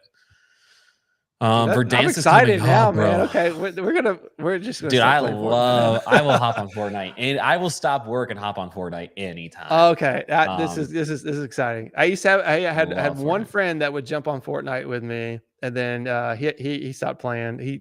What did he? Oh, back when remember they were on Mac and then they got off Mac. Uh-huh. Me and him used to play Yep. like every day. Me and Oh, bro. Chris Puckett, we played all the time. It was so fun. And then he tried to switch to. Do you play Reloaded or big map? Small map? Have you played Reloaded yet? So there's new stuff, and I'm not Reloaded is where Reload is a small map on the OG map, right? It's a small portion of it, but as long as one person stays alive, you keep coming back, right? So it's fast paced. Oh, sweet. Right? You're not afraid of dying. You're just it's fun. We'll test it out. It'll be fun. I typically only play Verdansk is coming, solos though, so we'll jump on a duo. I might not be the best teammate in a duo because I'm not so used. I'll give you my daughter's job to stay alive and give me shit. All right, I can do my best. I'm kidding. We have to do that, man. That's exciting. That's actually. Oh, really bro, fun. I love it. I love it. I live for video games, man. Verdansk Are we is coming able back. to do mics like this, or like we don't have to change anything, know. right? I don't know how that would work. I don't know how that would work. Yeah, I have to figure Now it out. Now you're getting a little bit out of my wheelhouse. I know. when it comes to Sorry. technology. Yeah. We don't have to worry about that. If I was playing from my gaming, if I was streaming from a gaming PC, piece of cake. But my gaming system is right there. So. Yeah. Okay.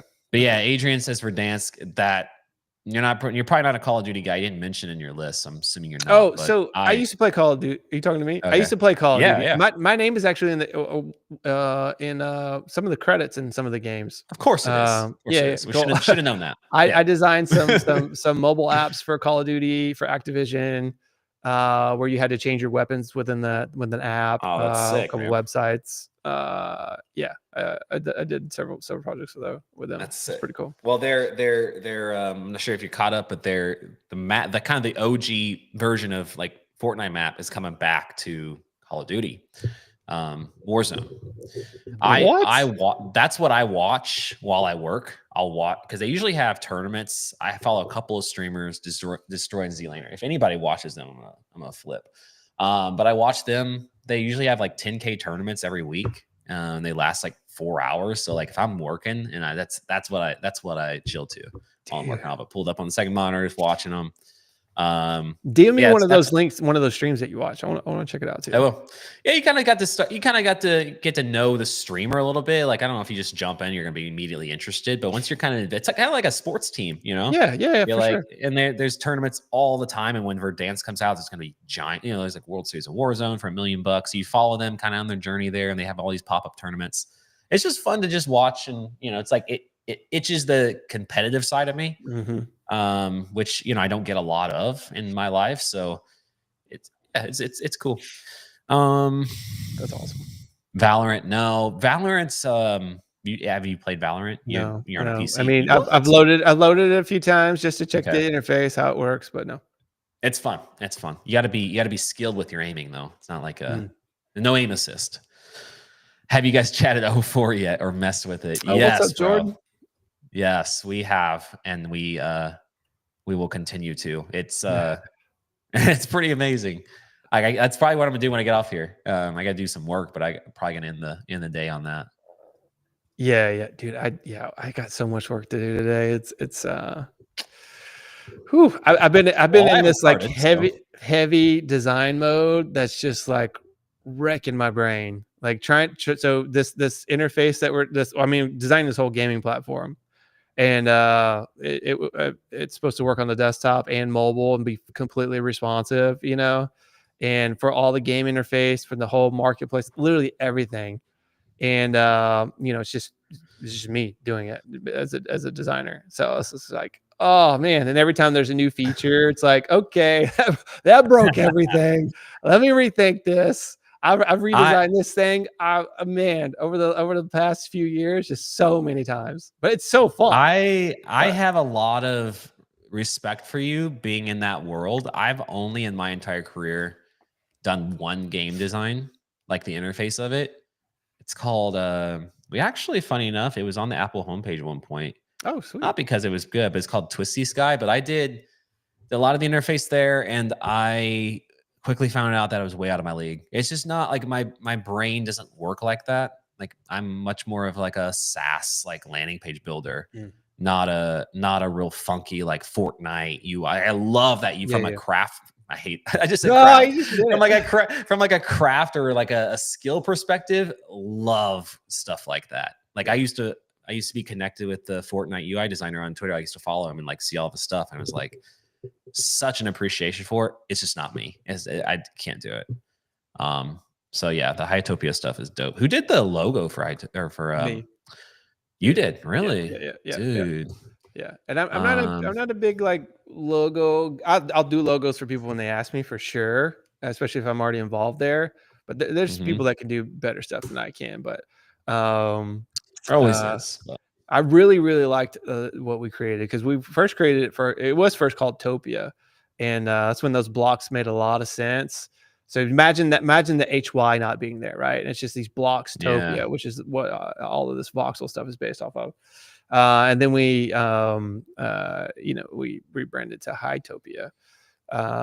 This is sick right But here. it still worked. Yeah, thank you. This is Um, sick. and dude, the new website that we got, that man, I wish it was already out. It is one of my favorite sites I've ever designed. Any day now it's going to Mm, drop. It is seriously one of my favorite sites. It's great at storytelling. There's animation, but like animation that is nice, not over animated, like a lot of yeah. the stuff. It's just like it works. Well, that's one of So the fun things because I haven't done a lot of gaming. I've done a lot of like gamification sites where like they tried to gamify certain things. So I've done this style of design quite a bit. Not quite a bit, but a little bit. And I don't generate the assets myself. They're usually supplied from like the mhm. game developer or whatever. But I always remember it's so fun to design and have like these type of assets right here to like work with, Yeah, yeah, right? yeah, yeah. Like pulling these guys out and like slapping them on the page and like having those type of elements Yeah, and for sure. artifacts to use, and your design is sick. Like all this It's stuff looks so good. it's once it starts to pick up, it's going to be so fun. Like Yeah, and this is old design. Like wait, there's so much new, and this isn't even polished. Like there's so much new yeah, stuff that it's going to be cool. And yeah. these It's very cool. developers are great. They work super fast. Yeah, I love this team. They're Fast is absolute the name best. of the game today, boys and girls. So yeah, what I Yep, built my whole thing on. exactly. Right. That's what it's about. You guys play Apex? Love their UI. Yeah. Have Yeah. you checked out their UI? Yep. Yep. Very good. Very good. Um, all of it's so many UI. Even terrible games. Like a lot of them just have killer UI. And Yeah. some of them don't. Some of them look good, but they're complicated as heck to figure out. Yeah. Like, I have to play like a lot of like Roblox and stuff because of the mobile gaming, trying to figure out simple mechanics, because all this is UGC content, which is basically what Roblox is in a sense. And you get to see like how some of these people just don't think about interface at all. And all these buttons are in the weirdest spot. Everything overlaps. You're just like, wow, okay. So it helps you get in your mindset of some of these developers a little bit, and it's a mess. Yeah. Oh yeah.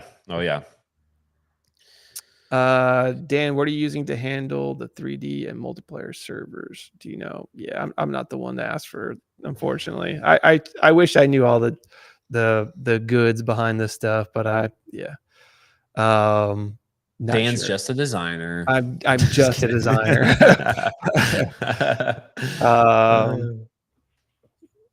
Yeah, I don't know. This stuff is so cool. I'm looking at Tommy's tweet right now. Oh yeah, nice. It's so cool, man. Oh man, It is fun, man.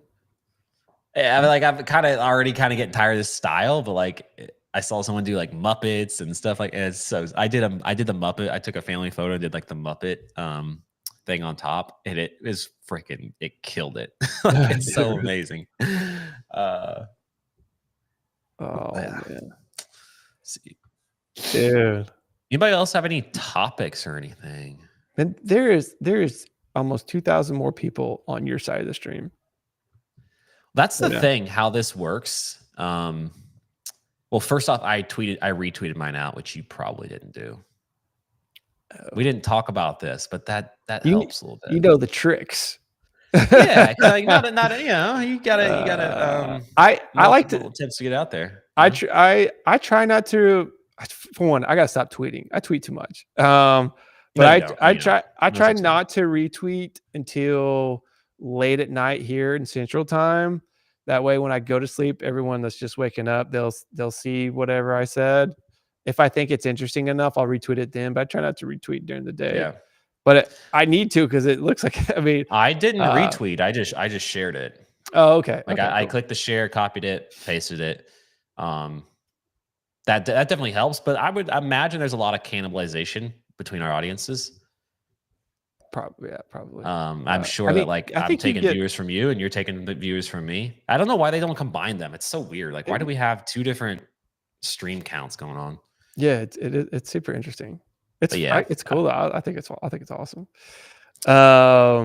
This is so fun, man. This is so fun. You are crushing the engagement game, though. Like seriously, every time I see you tweet, and it's been like 10 minutes since the tweet went live, it's already got like 1,000 likes. I'm like, dude, what are you doing? Bro, I appreciate that, because I feel like at this point in time, Twitter is harder than it's ever been for me. When I first got on Twitter, it was it was like playing on easy mode to get engagement. Like anything I tweeted, no matter how poorly it was written or what it was about, it just got good engagement. I was just like, it was in the algorithm and on the For You page on on a lot of people's stuff, and it was effortless. Now, dude, it's like every single day you have to work harder and harder and harder to do that. And I know I feel like I don't think you sit there and like overanalyze your content and like trying to get it to be as engagement baity as possible, and that's where you don't come across as that kind of a guy. I don't look at anything. No. Yeah, but I like, I'll admit I do. Like I try to create content that's going to resonate, and to accomplish a lot of different goals. To educate, to get people entertained, to get people to talk about it. All kinds of stuff. Right, goes into what I do. But yeah, man, it's like it's nice to still see it's working, because I feel like everything's working against me. Like the whole platform and algorithm works. It was working against us bigger accounts now. Yeah. It is very frustrating. And I think this is what I was trying to say earlier. Why how I respect the content that you make so much is because you can tell that you know what you're creating. Like you understand it. You understand that this is working, or certain thing works. Like I want to do that. I can't. I can't sit there for a second and wrap my head around Yeah. it, just because, for one, I'm just so used to just tweeting. I've never really created content other than the video stuff that I do. Hmm. Um, so, but I want to, but just every time I sit down and think about, well, I can't. I gotta do this other thing right now. That's where my whole Yeah. brain is, or I got to figure out this event. Well, I've never had the headspace to do it, but because just my tweets were just working. yeah. But like you said, they're not working as much, and I do notice For that nobody though. No. for Yeah. nobody. For nobody. And so a part of me wants to rethink it, but also I just don't know that I want to play that game. I just don't know. I'm in this weird spot I where I just, yeah, I yeah. don't know. I think I've been good at I've been good at the game my whole career. Like that's something that like I can look back on and be like, yeah, that's one of the few things that like I really excelled at was not creating content in the traditional sense. Like I mean, a lot of my content's very light. There's not a lot of depth to it, right? But yeah, it's tough. Like it doesn't come naturally to me. Like I have to work really hard to come up with something that's going to, get 100K views on Twitter because it just doesn't really happen that much anymore to really most people. People have like a Yeah, one-off tweet that'll go viral or whatever, but to do it consistently, it used to be super easy. Now it's anything but that. yeah. Um, but yeah, it's I also noticed too that the boost button, has it ever been highlighted for you when you're like when you're writing a tweet The or boost after you button. tweet? And I'm 100% convinced there's some correlation to that. Like they've taken down our reach and now promoting a boost button. It You pops know up what? on every tweet of mine. And they're like Yep, reach 50 to 100,000 viewers and it's like $50 or $100 or whatever. yep. I'm I like I'm know. sure they're tweaking that. I think you're right, because I did notice that either earlier this week or last week. As soon as I opened Twitter on a different computer, it wasn't the one that's where it's always Mhm. up because I never really refresh it. It was on a different computer. It had like a gold. What it golden? It's like a Yeah, it golden was. like thing that Yes. just pops up. Yep. You're like, "Ooh, Uh, what's that?" Yeah, yeah, I yeah, clicked on it. It was yeah, like, yeah, $50 for like, but it was only like 5 to 10K reach or something like that. yeah. Dude, It's whoa, hold on. expensive. It's expensive, and I Whoa. don't think it converts. Any data that I've seen on it, it doesn't convert. And also something different between you and I too is like, and then I think this is. Let me read this. Do you feel as though your engagement increases, it converts into clients or something? So I do a lot of client work, whereas Dan, correct me if I'm wrong, you don't really do a lot of client work. Not We anymore. talked about Mm-mm. maybe getting more into it at some point, potentially if it makes sense. But like right now, I'm all client work. That's all I do. I do some side stuff, and that's where my fun is. But like, I run a client driven business, and so my content it is as related and connected to my client list and demand as anything is. So when tweets have been taken off like they are for me now, my my calendars book out for the next 3 weeks. And that's just the way it works. And the more I tweet, the more it gets booked out. The more I tweet, the more subscriptions I get. The more I tweet, the more money I make. And there's always been this direct connection between like if I wanted to, like I said, I could come out one button design a day and probably book out the rest of the year. Like that's that. Once you get to a certain point, it's like that easy. So I have to tweet. If I don't tweet, things I notice a real like slowdown on my business end. So it's almost like I'm in a weird way, like I'm imprisoned by it, which I Mhm. don't like because if I wanted to give up Twitter tomorrow, like my business would probably still sustain itself, but there would be a dramatic fall off of demand and revenue from my business had I just stopped tweeting tomorrow or had my tweets not performed as good, right? Like it's not like I just have to tweet. I have to tweet stuff that actually gets a lot of reach. Yeah. Yeah. Um but on the flip side is that it books up your calendar and makes you a lot of money, gets you a lot of clients. I never have to worry about that as long as I'm able to generate content. Yeah. So yeah, there's definitely a connection, but in a way you're sort of enslaved to it. In a weird way. It's true. Yeah. I'm when I am taking on client work, the moment I stop sharing my work, the moment work stops coming. The moment I stop tweeting, the Mhm. moment work stops coming. It's just people forget about you instantly. Yep. Like you always have to be letting everybody know that you exist, or you're not Yeah. going to. I mean, that's just the way it Mhm. is. Because there's going to Yep. be always going to be somebody louder, always going to be somebody more consistent that's just taking that interest. Yep. We've been doing this for a long time. I've seen so many people come and go. so many people on the Mhm. top, and then they just fall off top and fall off. They just can't keep Yep. up with the game. I mean, it literally is a game. And you know, you might not see me sharing. I make a lot of money on Twitter. You know, I don't even have to do I work. know I don't have that to do now. design work. Yeah, don't say the numbers. Now I'm reassessing uh, my entire business strategy. I could teach people how to make, you know, really good money on Twitter. It's super fun. So you know, I've gotten good at the engagement game too, and everything like that. But just, you know, a lot of it comes from just being yourself and being authentic, but just being consistent. But if I so, and that's probably why I'm still tweeting a lot, because I felt the same way Brett just said, where when felt like I had to tweet for my clients and for that work, it felt like a trap. Like I couldn't Mhm. not tweet. I could not post on Dribble. Like right now, I feel like I cannot shave my beard. I feel trapped because, oh, Dan, people will recognize me anymore. I can't You are change. trapped in that. I You are know. trapped in I that. Yeah. can't change my avatar again. Like because the pink background now, like we're hit this stage where you don't really want to change your avatars anymore. Like Mhm. Brett just changed his a little bit, but it's the same It's avatar. the You same know, thing. it's Yeah, the same same thing. thing. So I'm trapped there. Yep. There's so many things I feel like I can't stop tweeting now because I'll lose all that extra passive income that I have from being paid to be online. And yeah, so in But look, another way I feel trapped, but it's also not as trapped, you know. we're not the only one. I mean, this is a problem for every individual, every business. I mean, if you go dark, you go dark, right? Yeah. And that's just the way it is. And if something's working, you're like, I am so like particular about what I post because I'm like, if something goes wrong and I fall out of the algorithm for whatever reason, I stop popping up on the For You pages. I don't know what I'm going to do. I don't have a backup plan. I don't have a traditional marketing pipeline that I have set up. I don't have any lead gen systems that I've developed over the years. I'm all in on Twitter. I don't have an Instagram really or a YouTube or anything like that. Like this is what I got. So I gotta like protect this and keep doing it. But then it's like certain things you do and you expect a result and you don't get it. So I Mm, delete the tweet and try to rephrase it or come up with something better.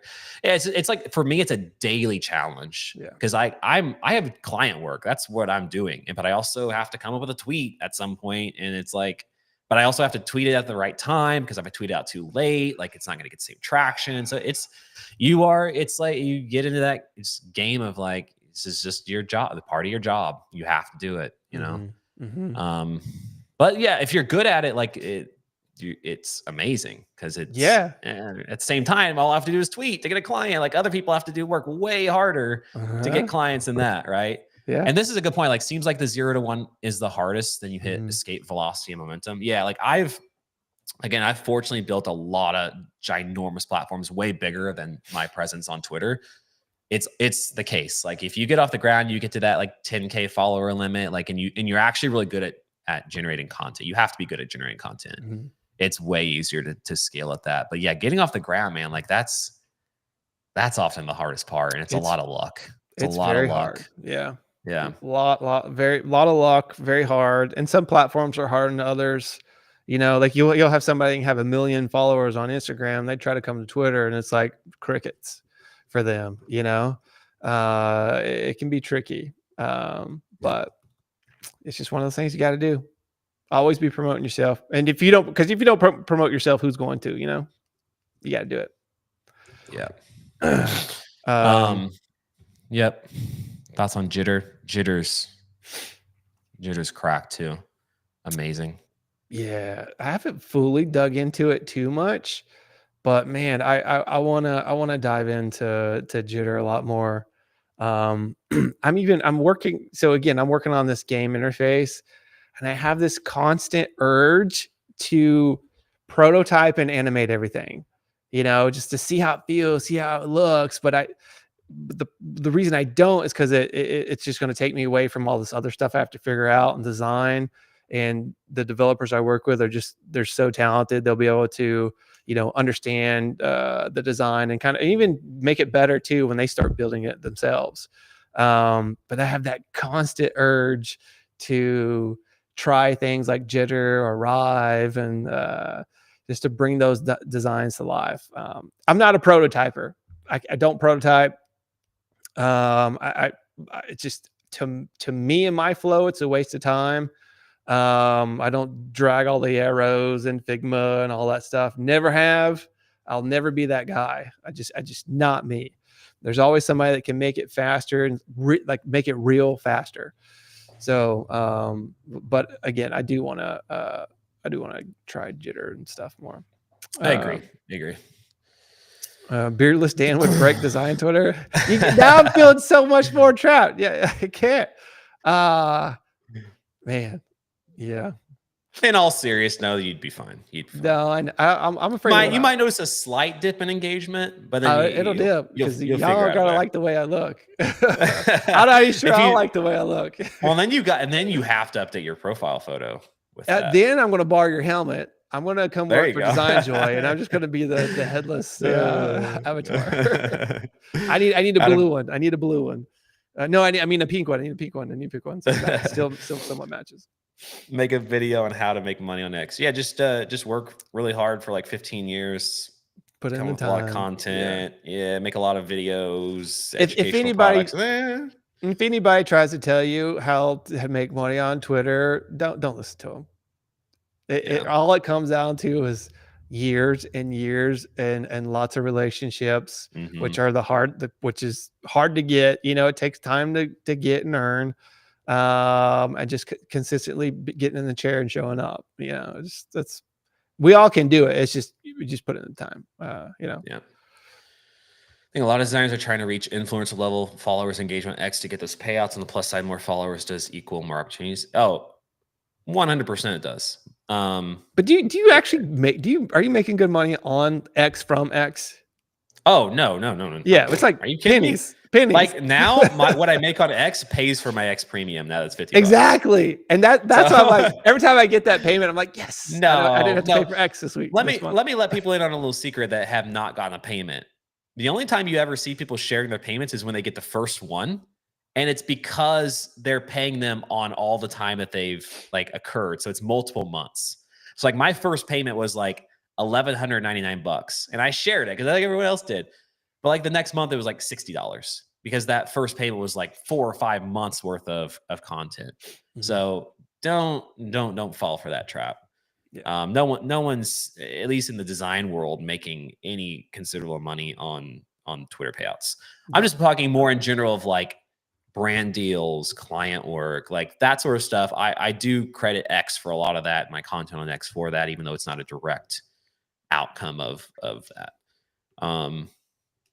But no one's getting big payouts. No one at all. I don't care who you are in the design world, at least. Yeah, no. If anything, it's coming from the companies and the big brand deals that you do. Yes. Okay. I use Twitter over LinkedIn. Aren't most of the potential clients on LinkedIn? LinkedIn. It depends on who you want to work with. I don't really want to work with people that are really prevalent on LinkedIn. Like I love just like scrappy founders on Twitter. LinkedIn's just so insanely corporate. Yeah. If you don't have any work, put your stuff up there for sure. Yes. You should be everywhere if you don't have work right now. Yeah. But yeah, I feel the same way. I don't really want to work with that type of crowd. I don't think. I mean, they come over to Twitter too, but they're everywhere. But yeah, I don't know. It's not a platform I want to live in very long. Like if I was desperate, I mean, you can better believe I'd be using LinkedIn. I'd be using everything imaginable. 100%. But like when X works well enough for you, there's really not that need. Corpo. Yeah, it's a lot of overlap. Yeah. Corpo pay is good. Yeah, I agree with that. Yeah, I'd say in a lot of instances, but also in a lot of instances not. I think I said this on one of the streams. I've worked with Google, Apple, Microsoft. I mean, I work with all the big corporate companies, and they've always paid me the less amount of money. The startups pay me the most amount of money. The founders that are hungry and ready to go, always paid the most. So it just depends on the project, Yeah.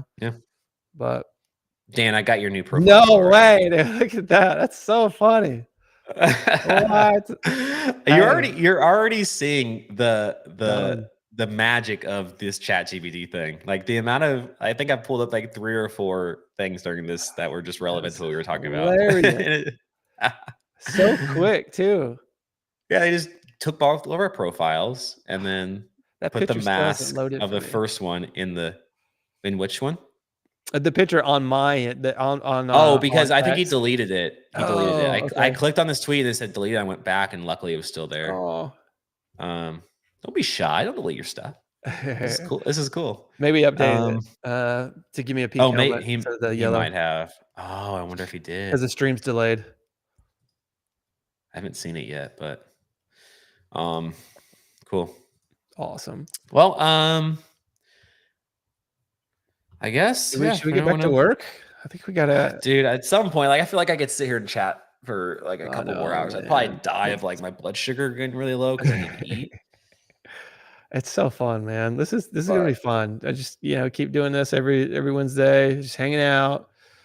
Topics come up. If not, people chat. We'll just all hang out together. Sometimes get some guests on here. Just yeah, dude, this is gonna be yeah, fun. maybe we should We're gonna have play somebody Fortnite. join us. At some point, we're gonna play Fortnite. Yes, I do. I do. We will play that. We'll play. We'll hop on that off stream, and if we can figure out a way to integrate into stream, it'd be awesome.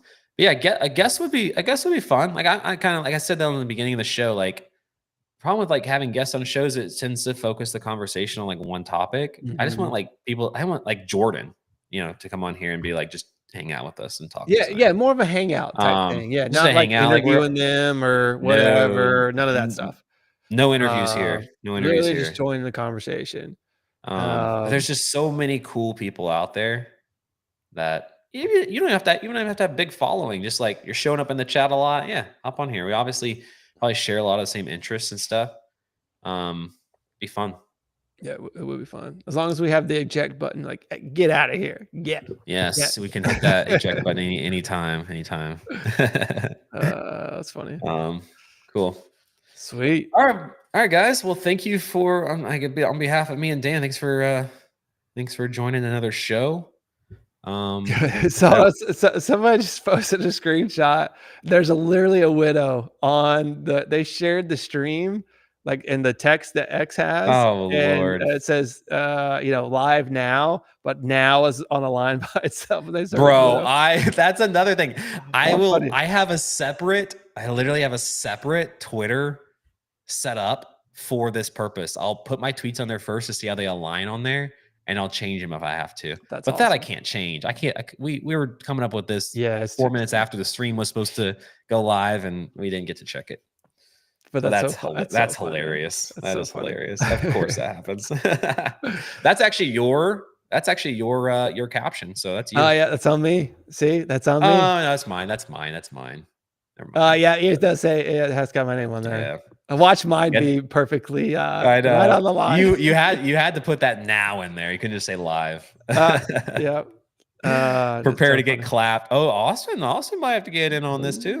We can do a Ooh, little bringing the heat. we can do a little 1v1 build wars on that. Not to be confused with the other build wars, but See, I'm gonna be I I'm don't gonna do be build mode anymore though. I'm a no build guy. we got to play build, but I'm gonna be a slow. I'll I'm play build, I slow. guess. I mean, I'll okay. I can crank some 360s, Well, but not that'll probably level us a little bit not. more than I thought. If it's no build and it just comes down to aim, probably gonna win that one. But we're gonna be on the same team, so we're gonna win together. Yeah, we gotta be on the same thing. We actually should do a 1v1 though, just to warm up first, just to see Just 1v1. who's really I'll got it. 1v1 you in Fortnite or Call of Duty. Call of Duty, I will say unequivocally, I'll smoke you. That's Well, I mean, probably, yeah. Yeah, but you know I'm what? I'll dominate you in GoldenEye though on the N64. yeah, it Nobody would could take touch me me a there. little bit to get my bearings on that because the frame Nobody could touch rate's me there. not, I'm not 120 frames per second. Proximity Um, mines, dude. Yeah, I would destroy you by yeah, I on played that on GoldenEye. a pirate on my gaming PC last time I had it in Missouri. I remember, and I was like, it's worse than you remember it being. When you get in there, you're like, you have a picture in your head, and you get in there, like, I can't even see where I'm going. You get so excited to play, like, "This is gonna be the best." And you're trying to tell your friend, like, how awesome this is, like, or your kid, like, how awesome Yeah. this is. And they're like, You look "What is can't even this?" make out what the terrain is or the world is. I'll just rate everyone Wii Tennis. Probably so. I'm a sucker for Wii Tennis, though. Oh, Yeah, man. it's been forever, but yeah. Um, thanks, Austin. And Austin's questions were the best, by the way. Just Yeah, all, yeah. Man, loved it. yeah, it's so cool having y'all in Um, here, just hanging out. let's But go, yeah, boys. we should wrap up so we can get back to work. Yep, I gotta get lunch. It's 1:40 here. It's 3:40 there. Yeah, I gotta get some work done. But But appreciate everybody being here. Thanks again for hanging out, Brett. Excited to keep it going, man. my pleasure, my pleasure. Do you want to hit the end button or you want me to hit it? Go for it. See you guys. All right. Thanks for coming in. We'll see you next week. See y'all.